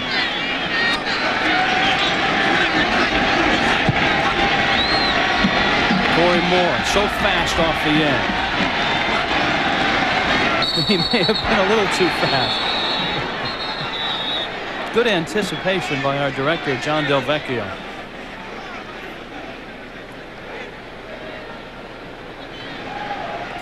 Dead ball, false start, offense. Well, he was drawn off. We played it down. He's as disruptive a player as you'll find in college football. 6 feet, 225 pounds, out of Brownsville, Tennessee. Pro scouts, some of them really like him. Some of them say maybe he's too small. I don't know. The guy runs a 4.34. He's got wide receiver speed, and he's got the toughness to play defensive end. Even when opposing teams put tight ends on him to give the tackles extra help block him, they still can't block him. So I think anytime a guy has that type of athletic ability, he'll be playing a lot of years at the next level. He only has 1 tackle today. Inside screen this time to Carlos Johnson as he races for the sideline, and he's thrown out of bounds, and a flag I think will come flying. The official reached for the flag, and I think we'll get a personal foul on Virginia Tech, and that was in front of the Virginia Tech bench.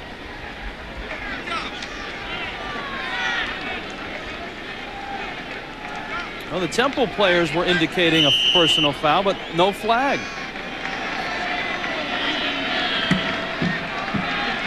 You see Sorensen steps out of bounds, gives that extra shove, and it almost looks like, watch the official here. Watch him reach. Almost look at watch him reach. He was reaching for his flag, Gino. He never pulled it out. That one is incomplete as Scott was hit on a blitz by Ike Charlton.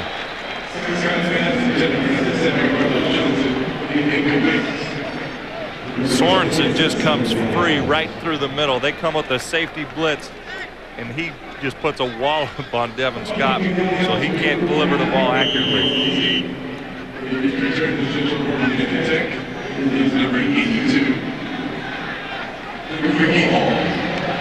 Garvin Ringwelski to punt it away.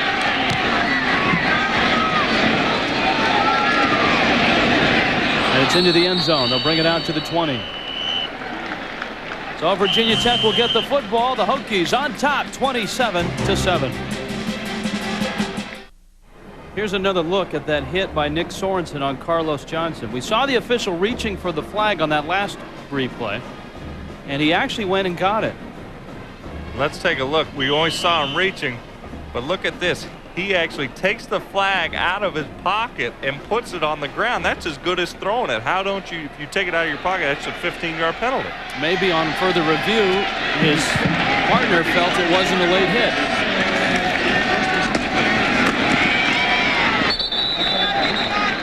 Virginia Tech keeps it on the ground with André Kendrick. LeVar Talley made the stop. 5-yard pickup.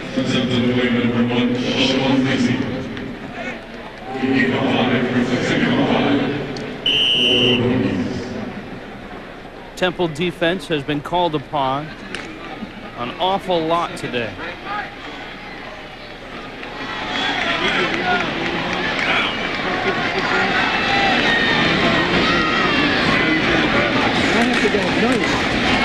Vick flushed out, and he is loose again.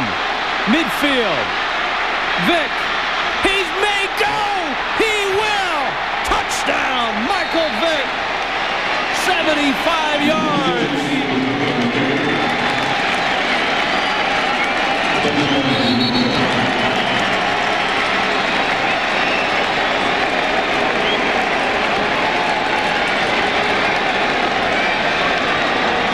Rich, we've seen a lot of athletic quarterbacks this season, and Antoine Randall at Indiana, Billy Cockrum at Minnesota, but I don't think we've seen a quarterback with the speed that Michael Vick has, running the 40 and 4.3. Temple gets caught in a blitz. They have a little play action. He's able to break contain, and his receivers still blocking downfield. That's an impressive run. He has had touchdown runs of 53 and 75 yards. Take a look. Michael Vick comes out the play action, and Temple is there to defend it. He just cuts right back, gets up the field. From there, he's off to the races. His receivers give him a couple blocks downfield. There's no possible way you can do that unless you have that 4.3 speed that Michael Vick has. Here you see, he sees the blitz. He knows, he makes a quick play action fake, sets up, the Owls are there, reverses directions, and no one can catch him. There you see the receivers blocking downfield in front of him. Great job of all 11 players on offense not ever giving up on the play. He is something.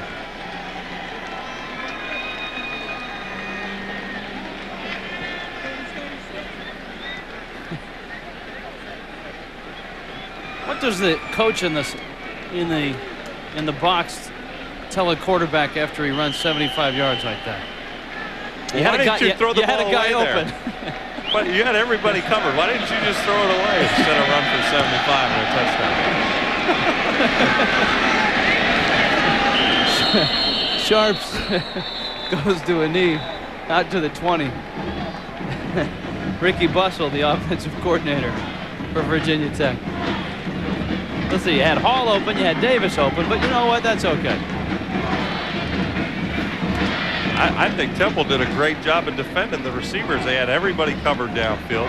They had Michael Vick caught, not letting him break contain, and he just turns around and runs the other way, and no one can catch him. He's almost like a punt returner once he gets out of the pocket. He's a guy that if he gets a seam, can escape. Devin Scott back at quarterback for Temple. Camus to the 30. Jamel Smith made the stop for Virginia Tech. Rich, he's like a punt returner, but I'd be willing to say that he's probably faster than every person on Temple's defense.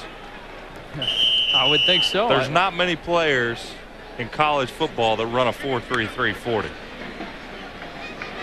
Or squat. What does he squat? He's got a 40-inch vertical, benches 320, and squats 500 pounds.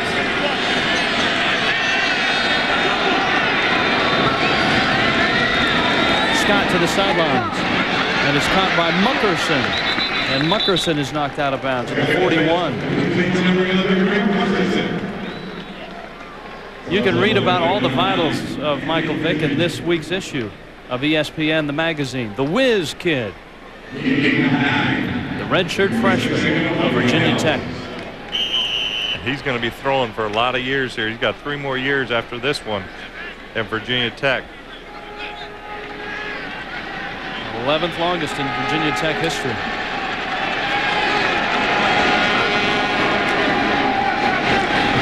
Scott's throw is in and out of the hands of Sean Dillard, who falls to the turf here at the Vet, which can be quite painful. This is the hardest surface of any National Football League facility that has AstroTurf.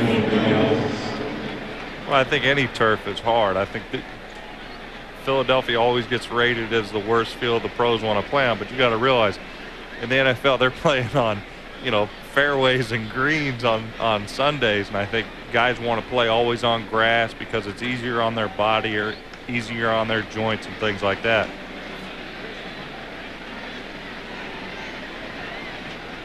Don McPherson, you spent some time on this turf, quite literally.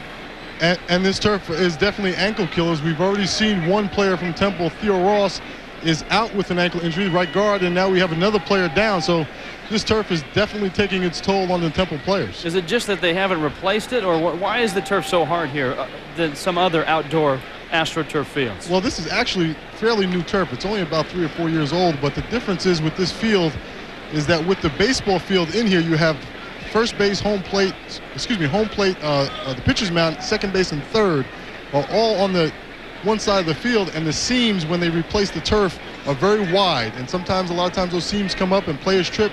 We've seen a lot of players get hurt on those seams. And it's not a rather soft landing when they come down. It's a very hard surface as well. Yes, you're right. That may be the biggest AstroTurf seam I've ever seen. Look at that. That's not on the play. That's not in the field of play, though. I think what also is with the cold weather that you usually get in Philadelphia makes the surface even that much harder. The cold weather and the rain as well, and this place gets a lot of rain definitely in the fall. This is uncharacteristic weather, but it does make it very slick. It's a very slick surface in the wet weather. Tim Leach being helped to the bench right now. He went down on that last play. He's the best offensive lineman for Temple, and he's a good one. Third down short, and the Owls pick it up. Doesn't look like it.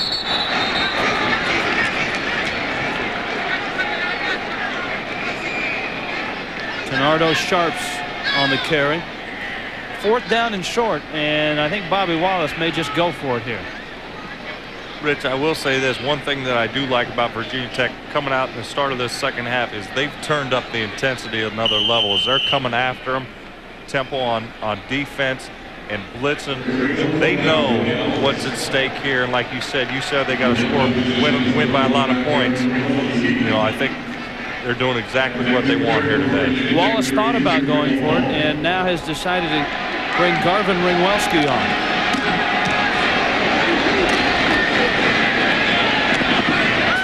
Ricky Hall. Oh, big special teams block. Thank you. Jamel Smith, and a flag goes down. Thank you. One guy staring there right there and looking at it. He wouldn't call it. See the flag come out of 33 yards on the kick.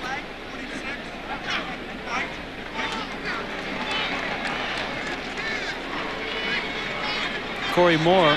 Illegal block in the back by the return team. 10-yard penalty from the spot of the foul. First down. Moore moving a little gingerly. We'll see the block in the corner. There, right there. The helmet is in the back of the defender. His helmet has to be in front of the defender where it's not. It should be considered a legal block. And that right there shows it was a good call by the official. Hey, come on, guys. Come on, guys. Come on, guys. Come on, guys. Get that shit off, guys. Come on, guys. Come on.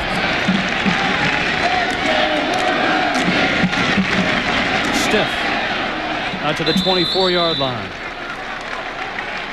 Top two conferences in college basketball in the first ever ACC Big Ten Challenge, November 30th and December 1st. ESPN and ESPN2 will bring you 8 of the 9 games. Log on to ESPN.com and play the ACC Big Ten Challenge Pick'em for a chance to win a trip to either the ACC or the Big Ten tournament in 2000.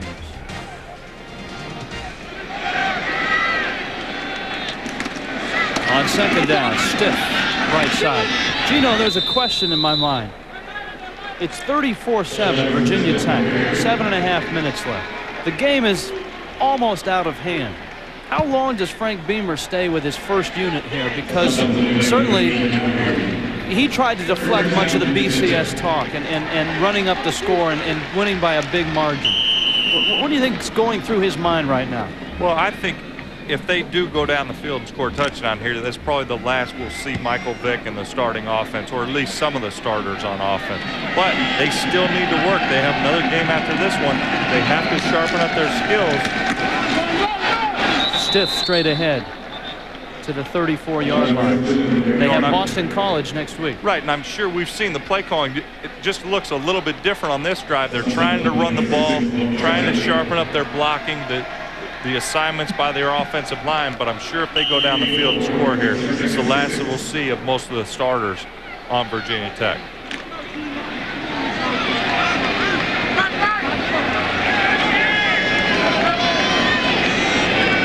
On 2nd and 6. Michael Vick on the out pattern to André Davis, and he's got the first down to the 41-yard line. Teddy Fryer on the coverage for Temple. Of course, in the Bowl Championship Series, for those of you unaware, the scoring elements: 1/4 poll average, computer average, schedule strength, and number of losses. Now, obviously, Virginia Tech, number of losses, they're very good. Poll average, they're pretty good as well. It's the schedule strength and the computer average as well. Those are the areas that Nebraska has made up some ground on. You know, and that's the I see a problem in the BCS if this team goes undefeated and is not in the Sugar Bowl playing for the national championship. They can't control what their opponents or previous opponents are doing. All they can do is sit down. Their athletic director makes up the schedule. Players didn't make up the schedule. I'm sure they'd say, let's play the best team in the country every week, but they didn't do it. All they can do is beat the teams they play on Saturday. Stiff. And he's knocked out of bounds. And flags come down. And this time, I think they're for real. Dan Klecko in on the stop, and he's hobbling right now. Dead ball, late hit, out of bounds by the defense, 15 yards from the end of the run, automatic first down. And it's a first down for Virginia Tech. Here's a look.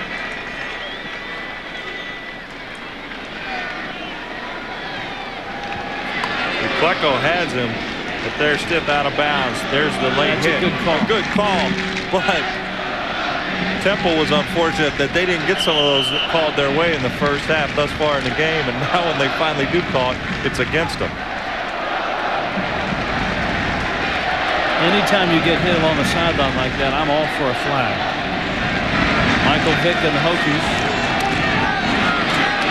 trying to bounce outside is André Kendrick. Strength of schedule. This is what we're talking about here.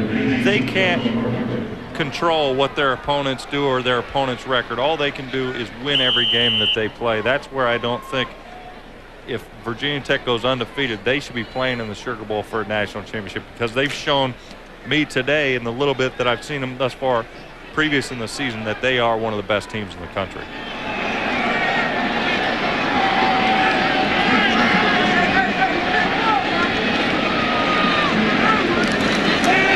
Vick. He'll throw it deep. Touchdown! André Davis. 31 yards.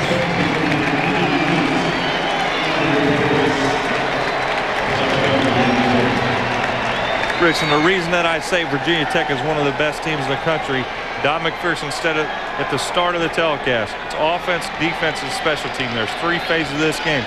Virginia Tech hasn't come out here and wowed us with their offense or their defense or their special teams, but they've been able to score on defense. They've been able to be consistent on their offense, and their defense has turned it up a notch and become dominant in the second half. Shane Graham with the extra point. So Michael Vick with 2 long touchdown runs and 2 long touchdown passes. And number 2, Virginia Tech looks it on top over Temple. 41-7, number 2, Virginia Tech on top. Michael Vick is either on the field, running or throwing, or on the headsets. He doesn't do much else out here. He hasn't done much wrong besides a couple of lackadaisical passes in the first half. He's been very impressive.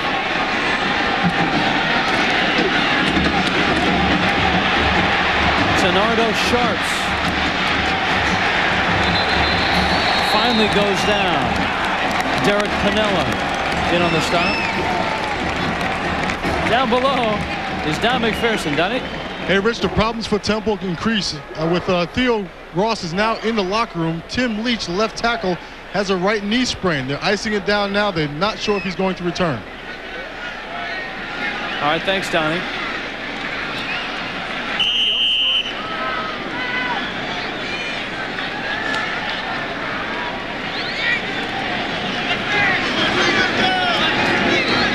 Temple takes over.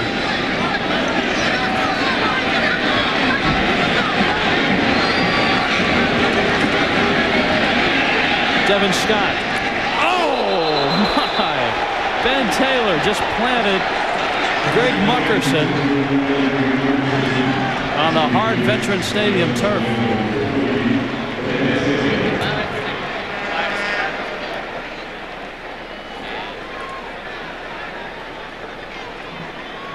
This is what happens. You throw those high balls. Those receivers don't like going up for those.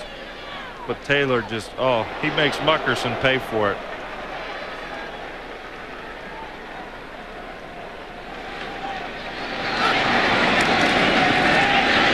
Oh, Muckerson again. And again it's Taylor. Down goes Frazier.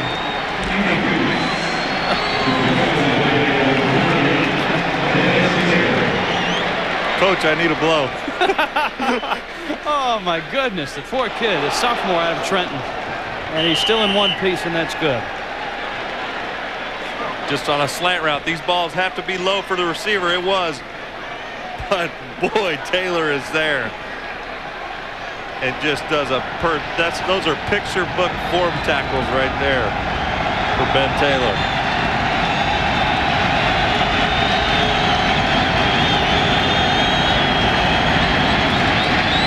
Scott's going to throw it up, and it is dropped.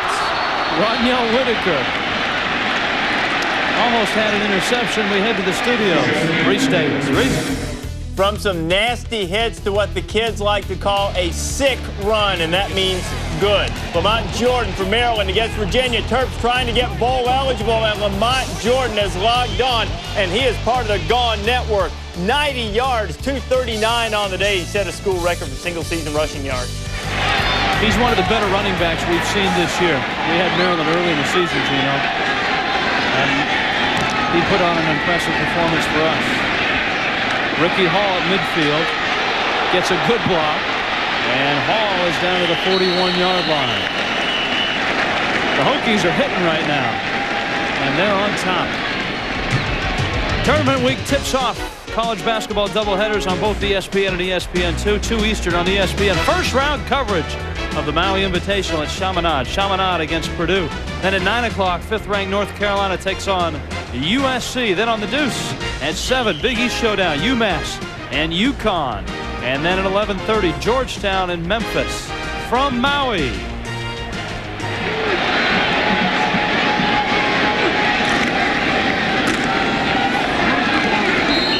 Now Marco Jackson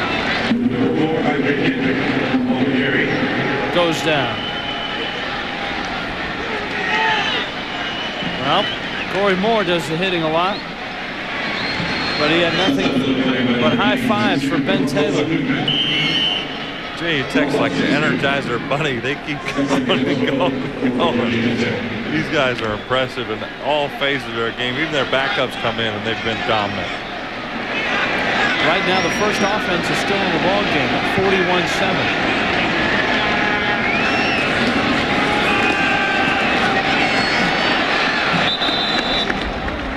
Cullen Hawkins, who had that great kickoff return, dropped by Taylor Suman. And it will be second down. Rather, third down now. And about 6. There's a look at Ben Taylor, Jamel Smith, Michael Hawks. Moore is the headliner on that defense, but they are deep and they are good. That was a great one, I'm telling you. The team speed on defense, that is why this Tech defense is ranked number 2 in the country.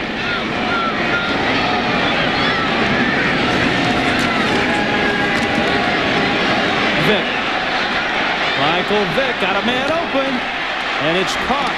Derek Carter, the tight end. And he's popped by Kevin Harvey at the 20-yard line. Vick is making great decisions. Here he steps up in the pocket. Looks like he's going to run, try to get the first down. Temple comes up. All the secondary comes up, says, all right, we're not going to let him run. Finds a tight end standing by himself in the middle of the field.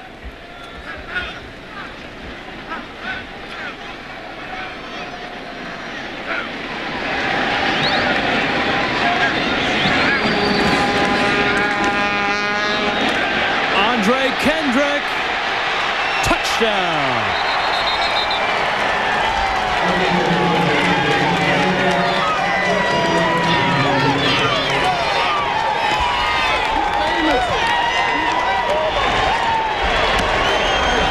The junior out of Lynchburg.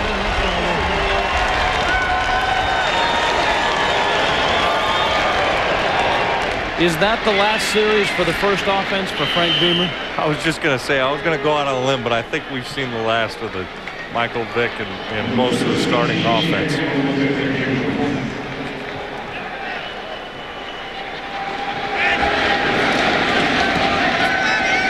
Extra point is up and good.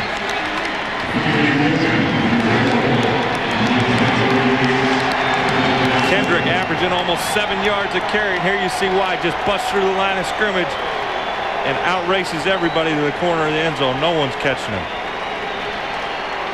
He and Chiron Stith make a pretty good combination.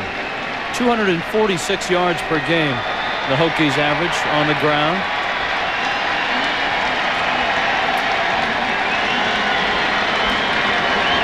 They have 282 today.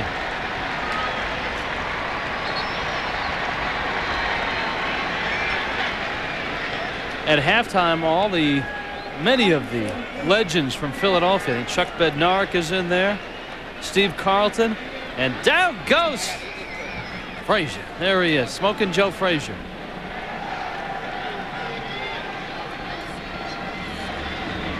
Carlton looking quite jovial. He didn't stop for questions. Dave Meyer.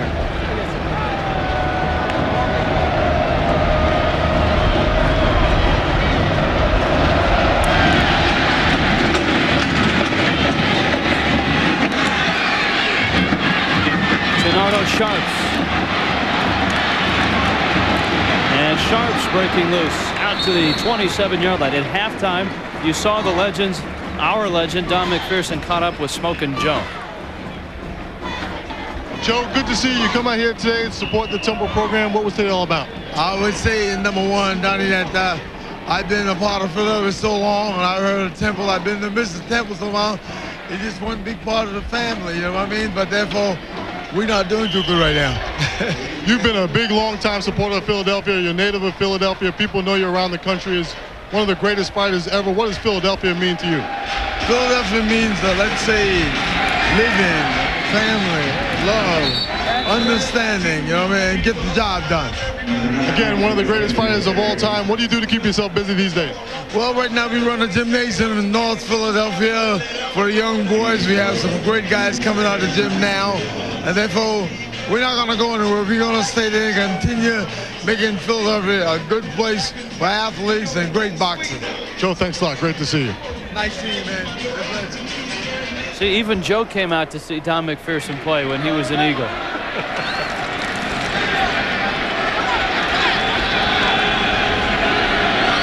Temple with a football. Devin Scott. His throw is incomplete. Ben Taylor was looking for another big hit and almost got it. Larry Austin on the coverage.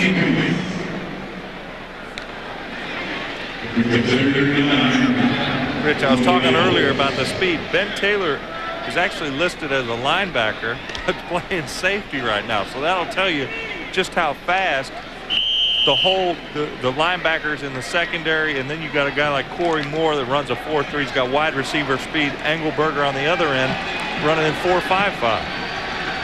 Very impressive. Taylor may be blitzing on this play, along with everybody else in a white jersey. And down goes Scott. Ben Taylor. Third sack of the day on the Temple quarterback. And the players realize the situation they're in with the BCS standings. They know they're ranked number 2 in the country. They know they have to win big. They're coming out here and making a statement today and just coming after them. They're playing hard, good, hard football. Larry Austin was in on that stop. Uh-oh.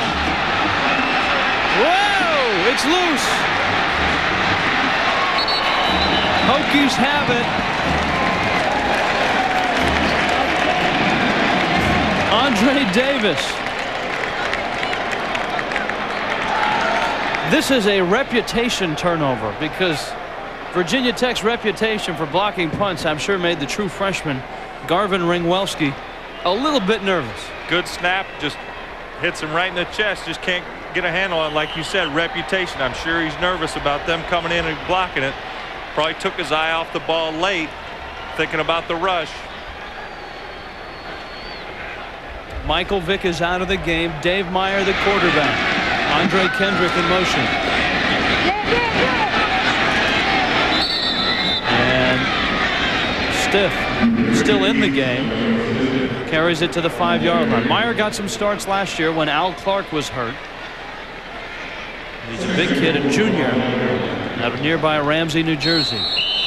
One more quarter left. Number 2, Virginia Tech, comfortably on top, 48-7. Moments ago, Tim Leach, the senior out of Philadelphia. Into the locker room he goes. And course, tough loss for Temple, their best offensive lineman. Now the pitch to Chiron Stiff. And Stiff is wiped out at the 3-yard line. Good play by Taylor Suman. Let's head to the studios. Reese Davis. What's up, Reese?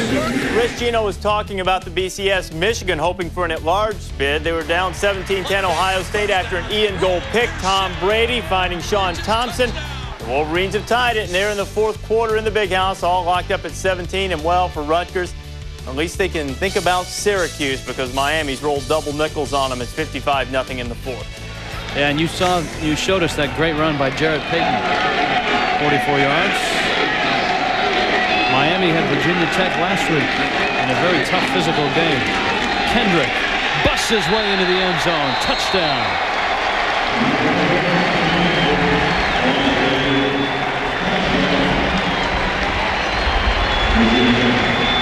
$54-7. I think this will take care of the computers and the margin of victory. I think mission accomplished on that end. I think for Frank Beamer's club now, he just got to get out of Philly without any injuries.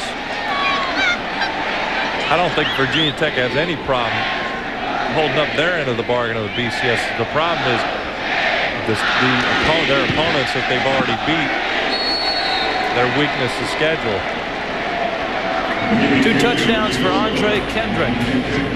And the Hokies on a roll in Philadelphia, up big.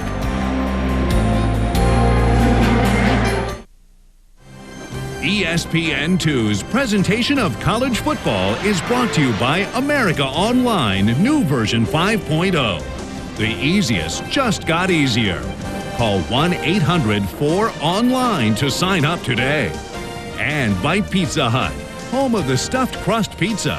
Another one of the best pizzas under one roof. Veterans Stadium on a rather warm day for November in Philadelphia. 61 degrees. And Sharps will stay in his end zone. Temple will have the football at their own 20-yard line. There's a look at Derek Pannella. You know what? When Frank Beamer recruited Pannella, he had to pledge his allegiance to the Mariners, which was hard for him to do because Beamer's roommate in college was Johnny Oates, the manager of the Texas Rangers. And of course, the Rangers and the Mariners are bitter rivals in the AL West. But Beamer, along with Oates and Lou Pannella, all get along very, very well. In fact, Beamer comes to a lot of that. Whenever the Rangers and the Mariners play, every now and then you'll see Frank Beamer there. Oates was a great baseball player at Virginia Tech. And Beamer was a great safety there. 66 through 68, he played for Jerry Claiborne.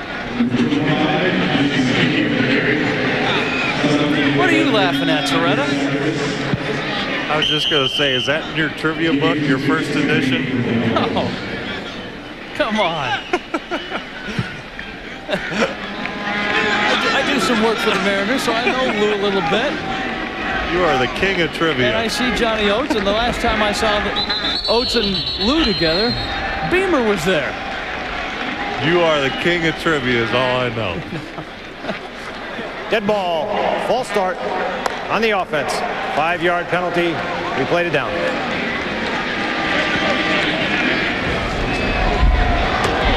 For the Hokies, Michael Vick, his day is done.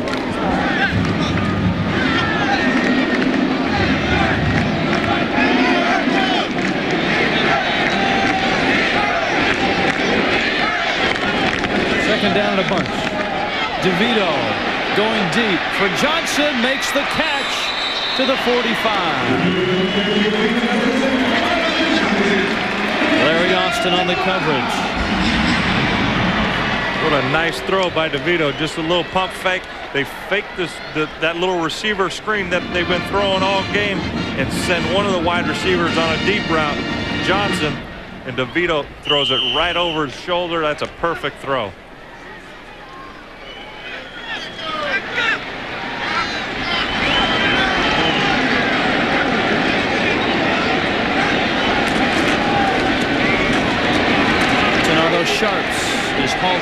Nick Sorensen. We go to the studios, Reese Davis.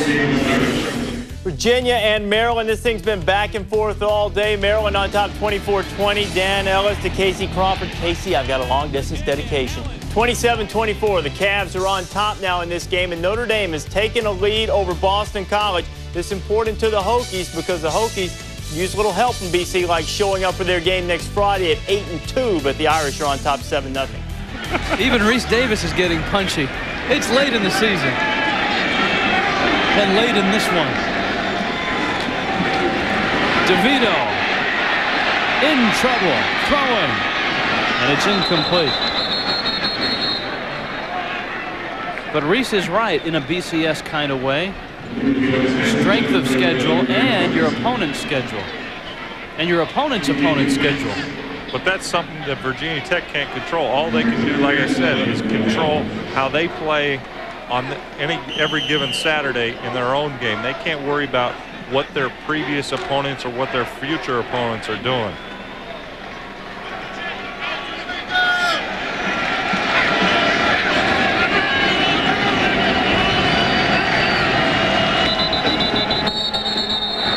You know, it used to be in the old system, fans and announcers and coaches used to argue a lot about who was number one and who deserved to go here. False start. Offense. And who deserved to go there. The BCS, you still have those arguments. There's just more stuff to talk about, like the strength of schedule of opponents and opponents' opponents. Virginia Tech's key games today: James Madison, UAB, Clemson, Virginia, and Boston College. Virginia Tech's key game is right here against Temple. They could care less what those other four. I know it matters to the BCS, but they shouldn't. They're not concerned with that. DeVito. It's caught by Joe Camus. Gino, I concur with that. But what we were sent by the ESPN research department, and Brad Edwards is one of the best in the country at this. It was not necessarily a release, more a legal brief detailing this weekend's games and the strength of the opponents for Virginia Tech. And it, on the surface, and I agree with that sign right there. If they go undefeated and they're not in the Sugar Bowl, that'll be a tragedy to college football. Here's DeVito. He's in a world of hurt. Down he goes. He lost the football. It's still loose, and Temple gets it, the 41-yard line. I know when the BCS was created, they didn't want to split titles where one team was number one, and another poll, the other team was number one. You know what, though? That might happen this year. I'll explain when we get back. 55-7. Virginia Tech on top of Temple. Rich Waltz, Gino Toretta back in Philadelphia. All right, Gino, here's the scenario. In the BCS standings, Nebraska is coming up strong in third place. If Nebraska wins out, their two games against Colorado, or rather Texas, and Texas and Colorado. Texas would be in the championship game of the Big 12. And say Florida State wins today. Those two teams have a shot, and a likely shot, of Nebraska overtaking Virginia Tech and being in the Sugar Bowl, right? That would send Virginia Tech to the Orange Bowl. Now, if Nebraska beats Florida State in the Sugar Bowl, Nebraska would win then the BCS title. But say Virginia Tech wins the Orange Bowl, they're undefeated. They could still be named national champions by the AP poll, because the coaches poll is the one that awards the BCS champion. I'm still saying it'll be a shame if Florida State goes undefeated and Virginia Tech goes undefeated. They're not playing in the Sugar Bowl against each other. And I agree with you. I'm contractually obligated to point that out. Virginia Tech with a football, and it's Lee Suggs around the right side. Now, as I was trying to say so poorly, the games for Nebraska that count today in their strength of schedule, they've got Iowa, California, Southern Miss, and Oklahoma State on their schedule. They play all four of those teams today? Yeah. It would be in the Big Red's best interest if those teams did well today.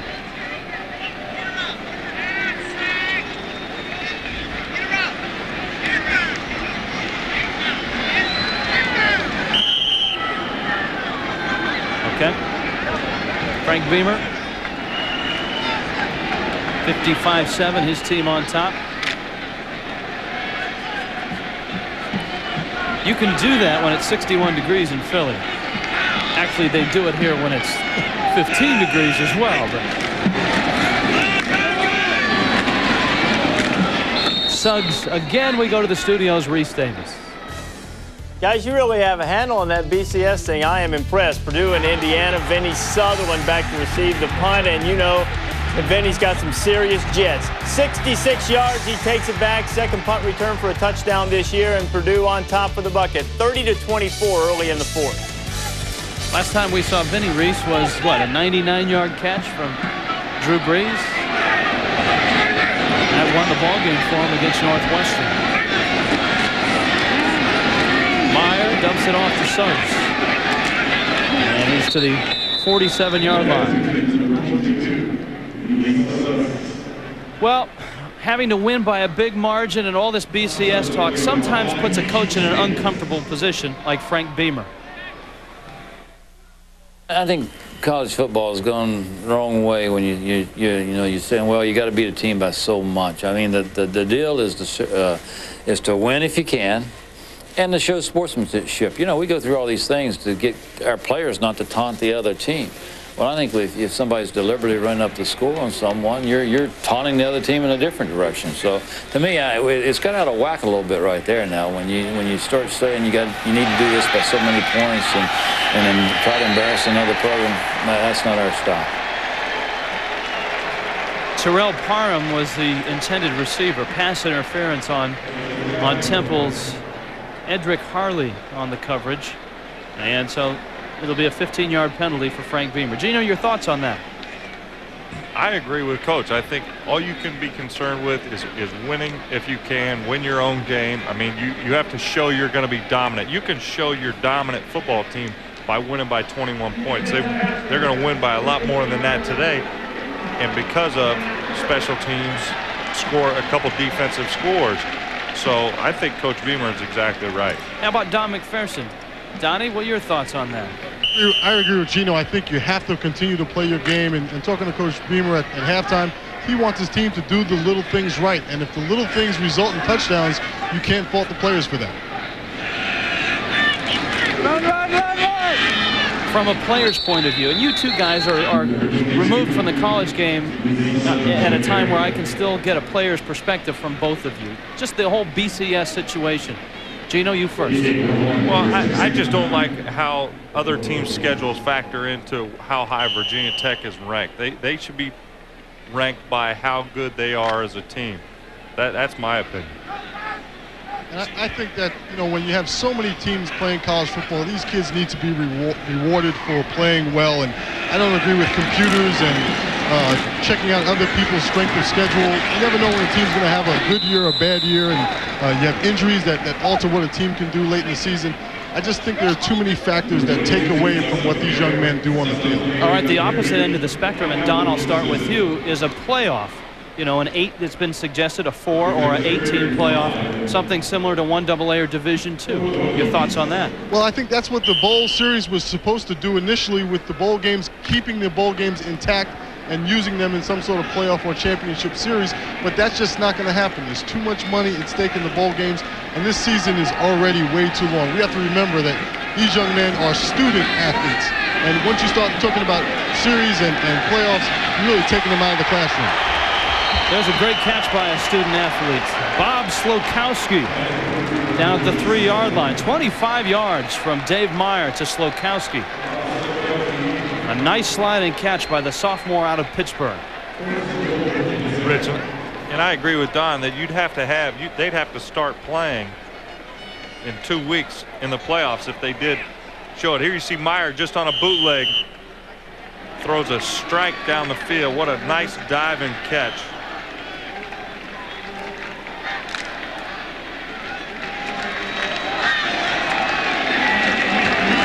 First and goal from the 2.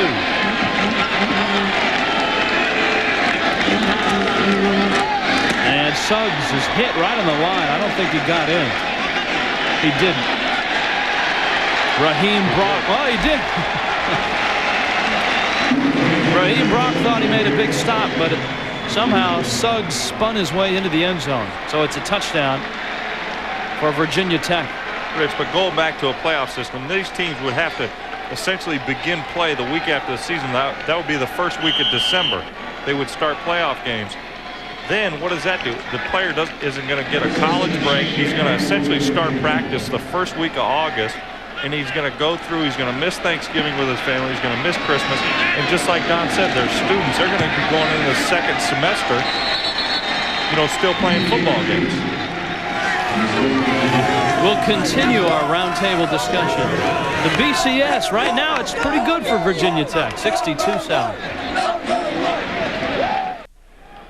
62-7, Virginia Tech on top of Temple. Today at 3:30, coming up quickly on ABC Sports, number 13 Penn State, number 14 Michigan State, UCLA and USC. The Bruins looking for their 9th straight win. Check your local listings for the games in your area. Make sure you can see them by ordering ESPN Game Plan on pay-per-view. ABC Sports, the home of the Bowl Championship Series.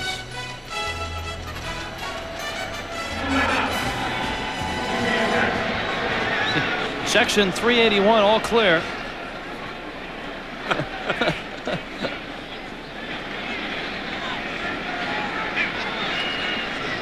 And Virginia Tech, there's a timeout on the field right now. I think Don McPherson called it. Donnie has 2 left. Let's go to the studios. Reese Davis, what are you up to? Speaking of punchy, Rich, Minnesota and Iowa. Boy, Iowa just absolutely fighting its guts out. 1 win on the season. Billy Conkrum throwing a screen here to Arlen Bruce, and the Golden Gopher is loose. Iowa had a 21-15 lead. Bruce will take care of that from 73 yards out, and the Gophers are on top, 22-21 in the 4th. Thanks, Reese.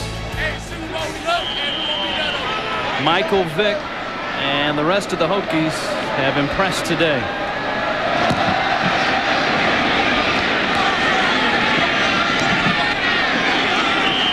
It'll come out to the 20-yard line. Gino, your argument against the playoff, and Don made it as well, would be at 1AA in Division II and Division III, in fact at the NAIA level for that matter, they do have a national playoff.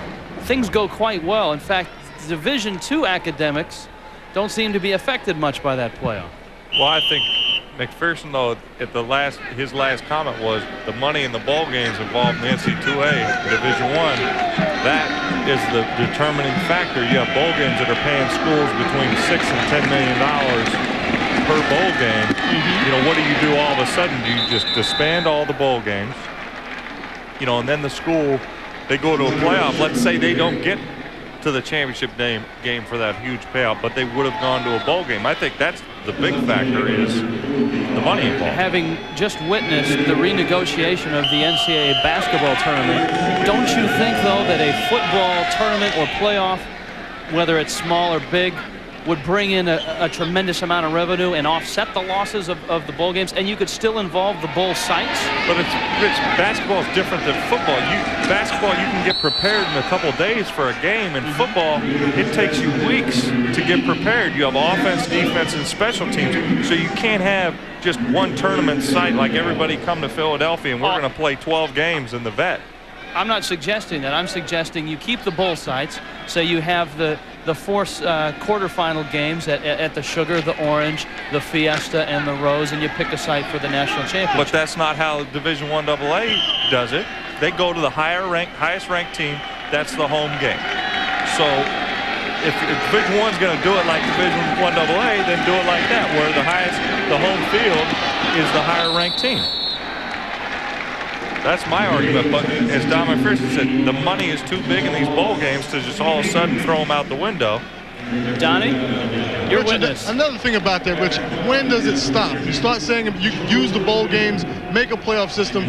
Why don't you just throw out the whole college football history and just make it whatever teams qualify. Take the top 25 teams from the last 10 years, make a new league, forget about these guys as students, just go for a national championship, go for a minor league championship in football, because that's where you're going with this. An emphatic no from Don McPherson. And Hall down to the 36-yard line. All right, counselors, you've made good arguments.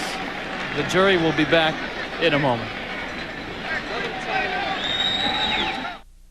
Number 2, Virginia Tech, 62.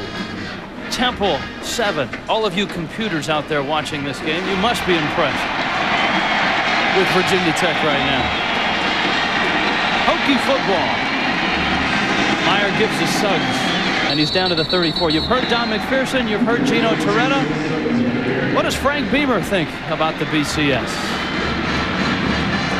Our approach has been this. You know, our schedule's made. There's nothing we can do about our schedule. We can't do anything about anybody else's schedule. We can't change those computers. I think they're programmed. I mean, you know, you can't do anything about them. The only thing you can do is go out and play well, and prepare well and play well.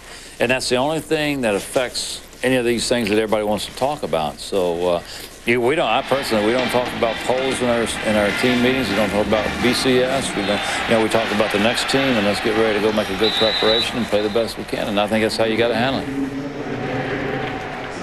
Suggs down to the 22-yard line. Akeem Staples made the stop. I think he's handled it very well.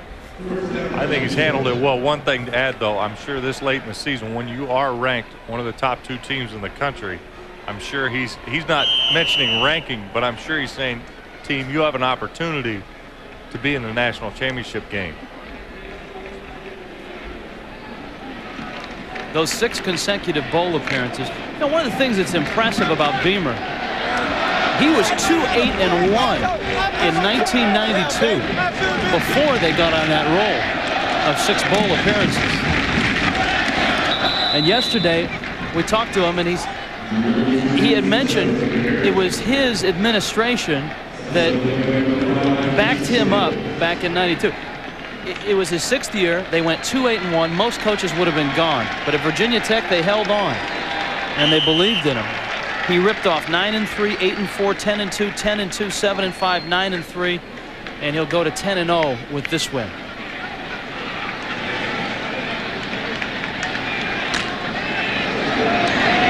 Grant Noel is the quarterback.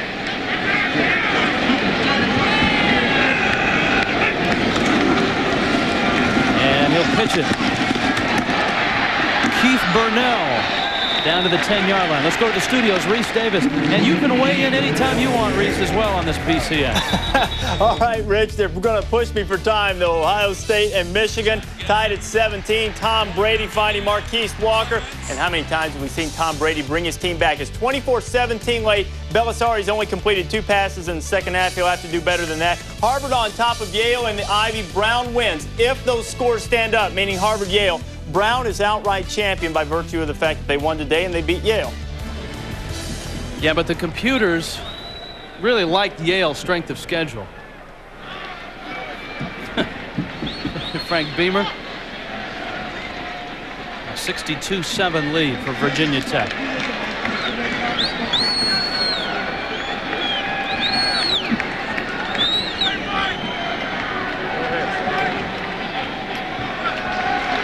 On this Temple staff, Blair Thomas, great running back at Penn State.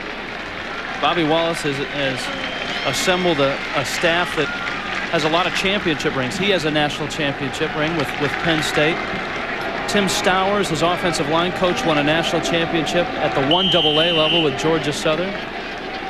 Rocky Hager, his linebacker coach, won 2 national titles at North Dakota State. Knoll, the quarterback for Virginia Tech. And Suggs inside the 10. And he's down to the 8-yard line. Akeem Staples made the stop.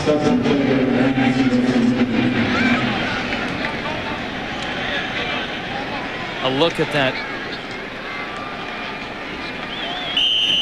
coaching box.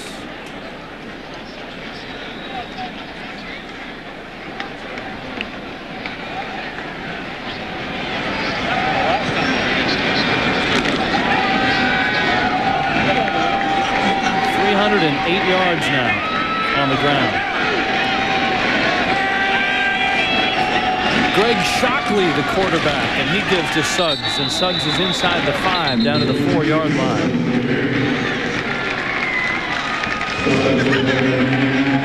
So Frank Beamer giving everybody an opportunity to play with 4.5 minutes left.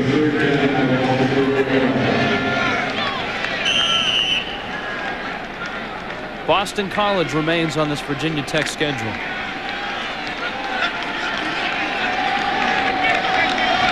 Third down. And 4. The Hokies can get a first down. And Suggs is very close to that.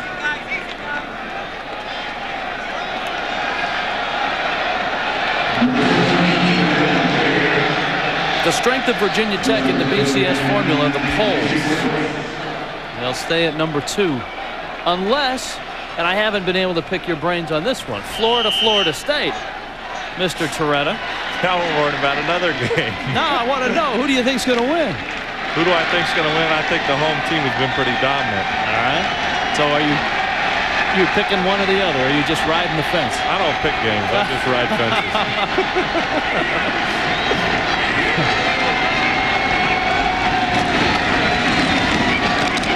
And on 4th down, Temple. No, did they hold him? Where will they mark it? Virginia Tech thought they got in, but Temple has held. So it will stay at 62-7 with 3 minutes and 10 seconds left in this football game. We'll be back to Philadelphia after this. 62-7, Virginia Tech on top of Temple with 3:10 left. And Frank Beamer, thank goodness it's not a normal day in Philadelphia, because that's as early with 3 minutes left. That's a pretty early ice bath, Gino. It's the earliest we've seen this year. And even Ricky Bustle got one. They're throwing Gatorade on everybody. McPherson better watch out down there on the sidelines. They may throw some water on him.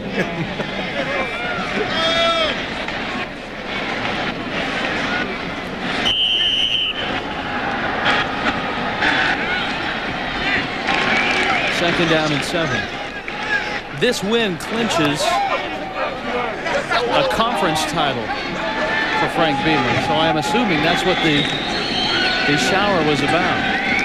To the 7-yard line. You know, Temple University has some football history as well. Go back among the ages. There he is. Bill Cosby, who's been a big part of just the rejuvenation of the Temple campus. A lot of building going on. They're putting in, it's a 30,000 student school, and it's going from a commuter school to an on-campus living arrangement. And that's, Bobby Wallace has said that's been a change that will benefit his football program, he feels. DeVito, incomplete. And that will help recruiting tremendously. When you're going to a child's house, and his parents are looking, well, where's my kid going to be living? Well, he's going to be living in downtown Philadelphia when he comes to Philadelphia or goes to Temple. But now, once these dorms are built, they're going to have a place to show them where the kids are going to be staying. A huge new basketball arena, the Apollo, right on the Temple campus, a home for John Chaney and the Owls. A new football facility, a new practice facility.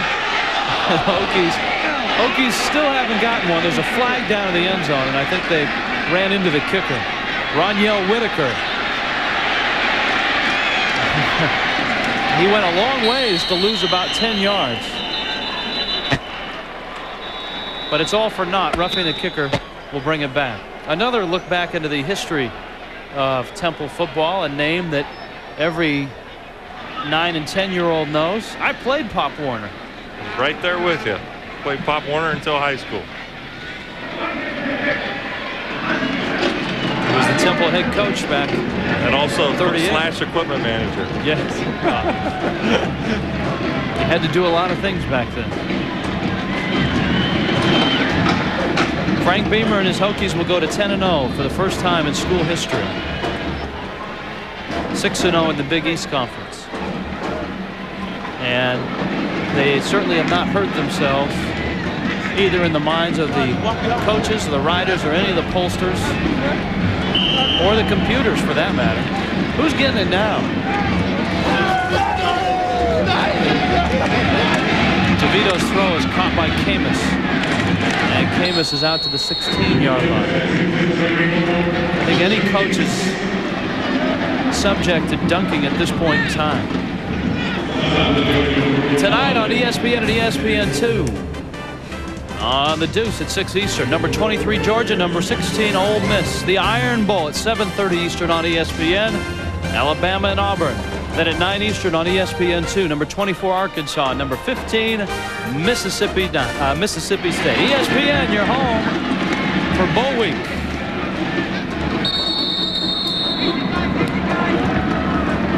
College football today. Reese Davis, John Mackovic. We'll go over all the scores and the highlights from Rivalry Day, preview the games to come. And mull over the BCS. No.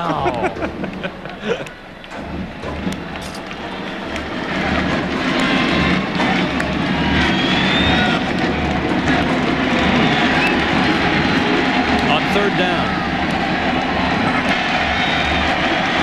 DeVito. To the sidelines. And he's got Terrence Stubbs. And Stubbs down to the 32-yard line.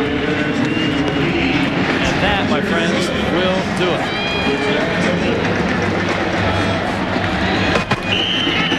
Bud Foster, Frank Beamer. Job well done. Foster, the defensive coordinator. Two very happy guys for Don McPherson and Gino Torretta. I'm Rich Waltz.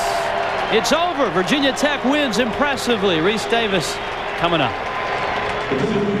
All right, Rich, thanks a lot. And I think, John, that even the Dunkel Index would have to be impressed with Virginia Tech. 62-7, the final in this one today. Now, Virginia Tech needed to win impressively. They clinched the Big East. Now, Miami can finish with the same record, but obviously Virginia Tech is going to be in a BCS game, either sugar or orange. So they're part of the way there, but still another hurdle to go, and then they have to hope. They proved their point today. There's no question about that. Now they have to play out Boston College next week. But the biggest thing they have to look is, what about a Nebraska who's right on their heels? So this game was an impressive. They needed it. They played just the right way. I assume they'll do the same thing next week. Rich and Gino went over it. It's all about strength of schedule and how you look in the computers. And larger than a 28-point margin of victory, you get diminishing returns in the computer. So Tech probably helped itself. They will obviously be very interested in what's going on down at the Swamp. It's going to kick off in just a few minutes.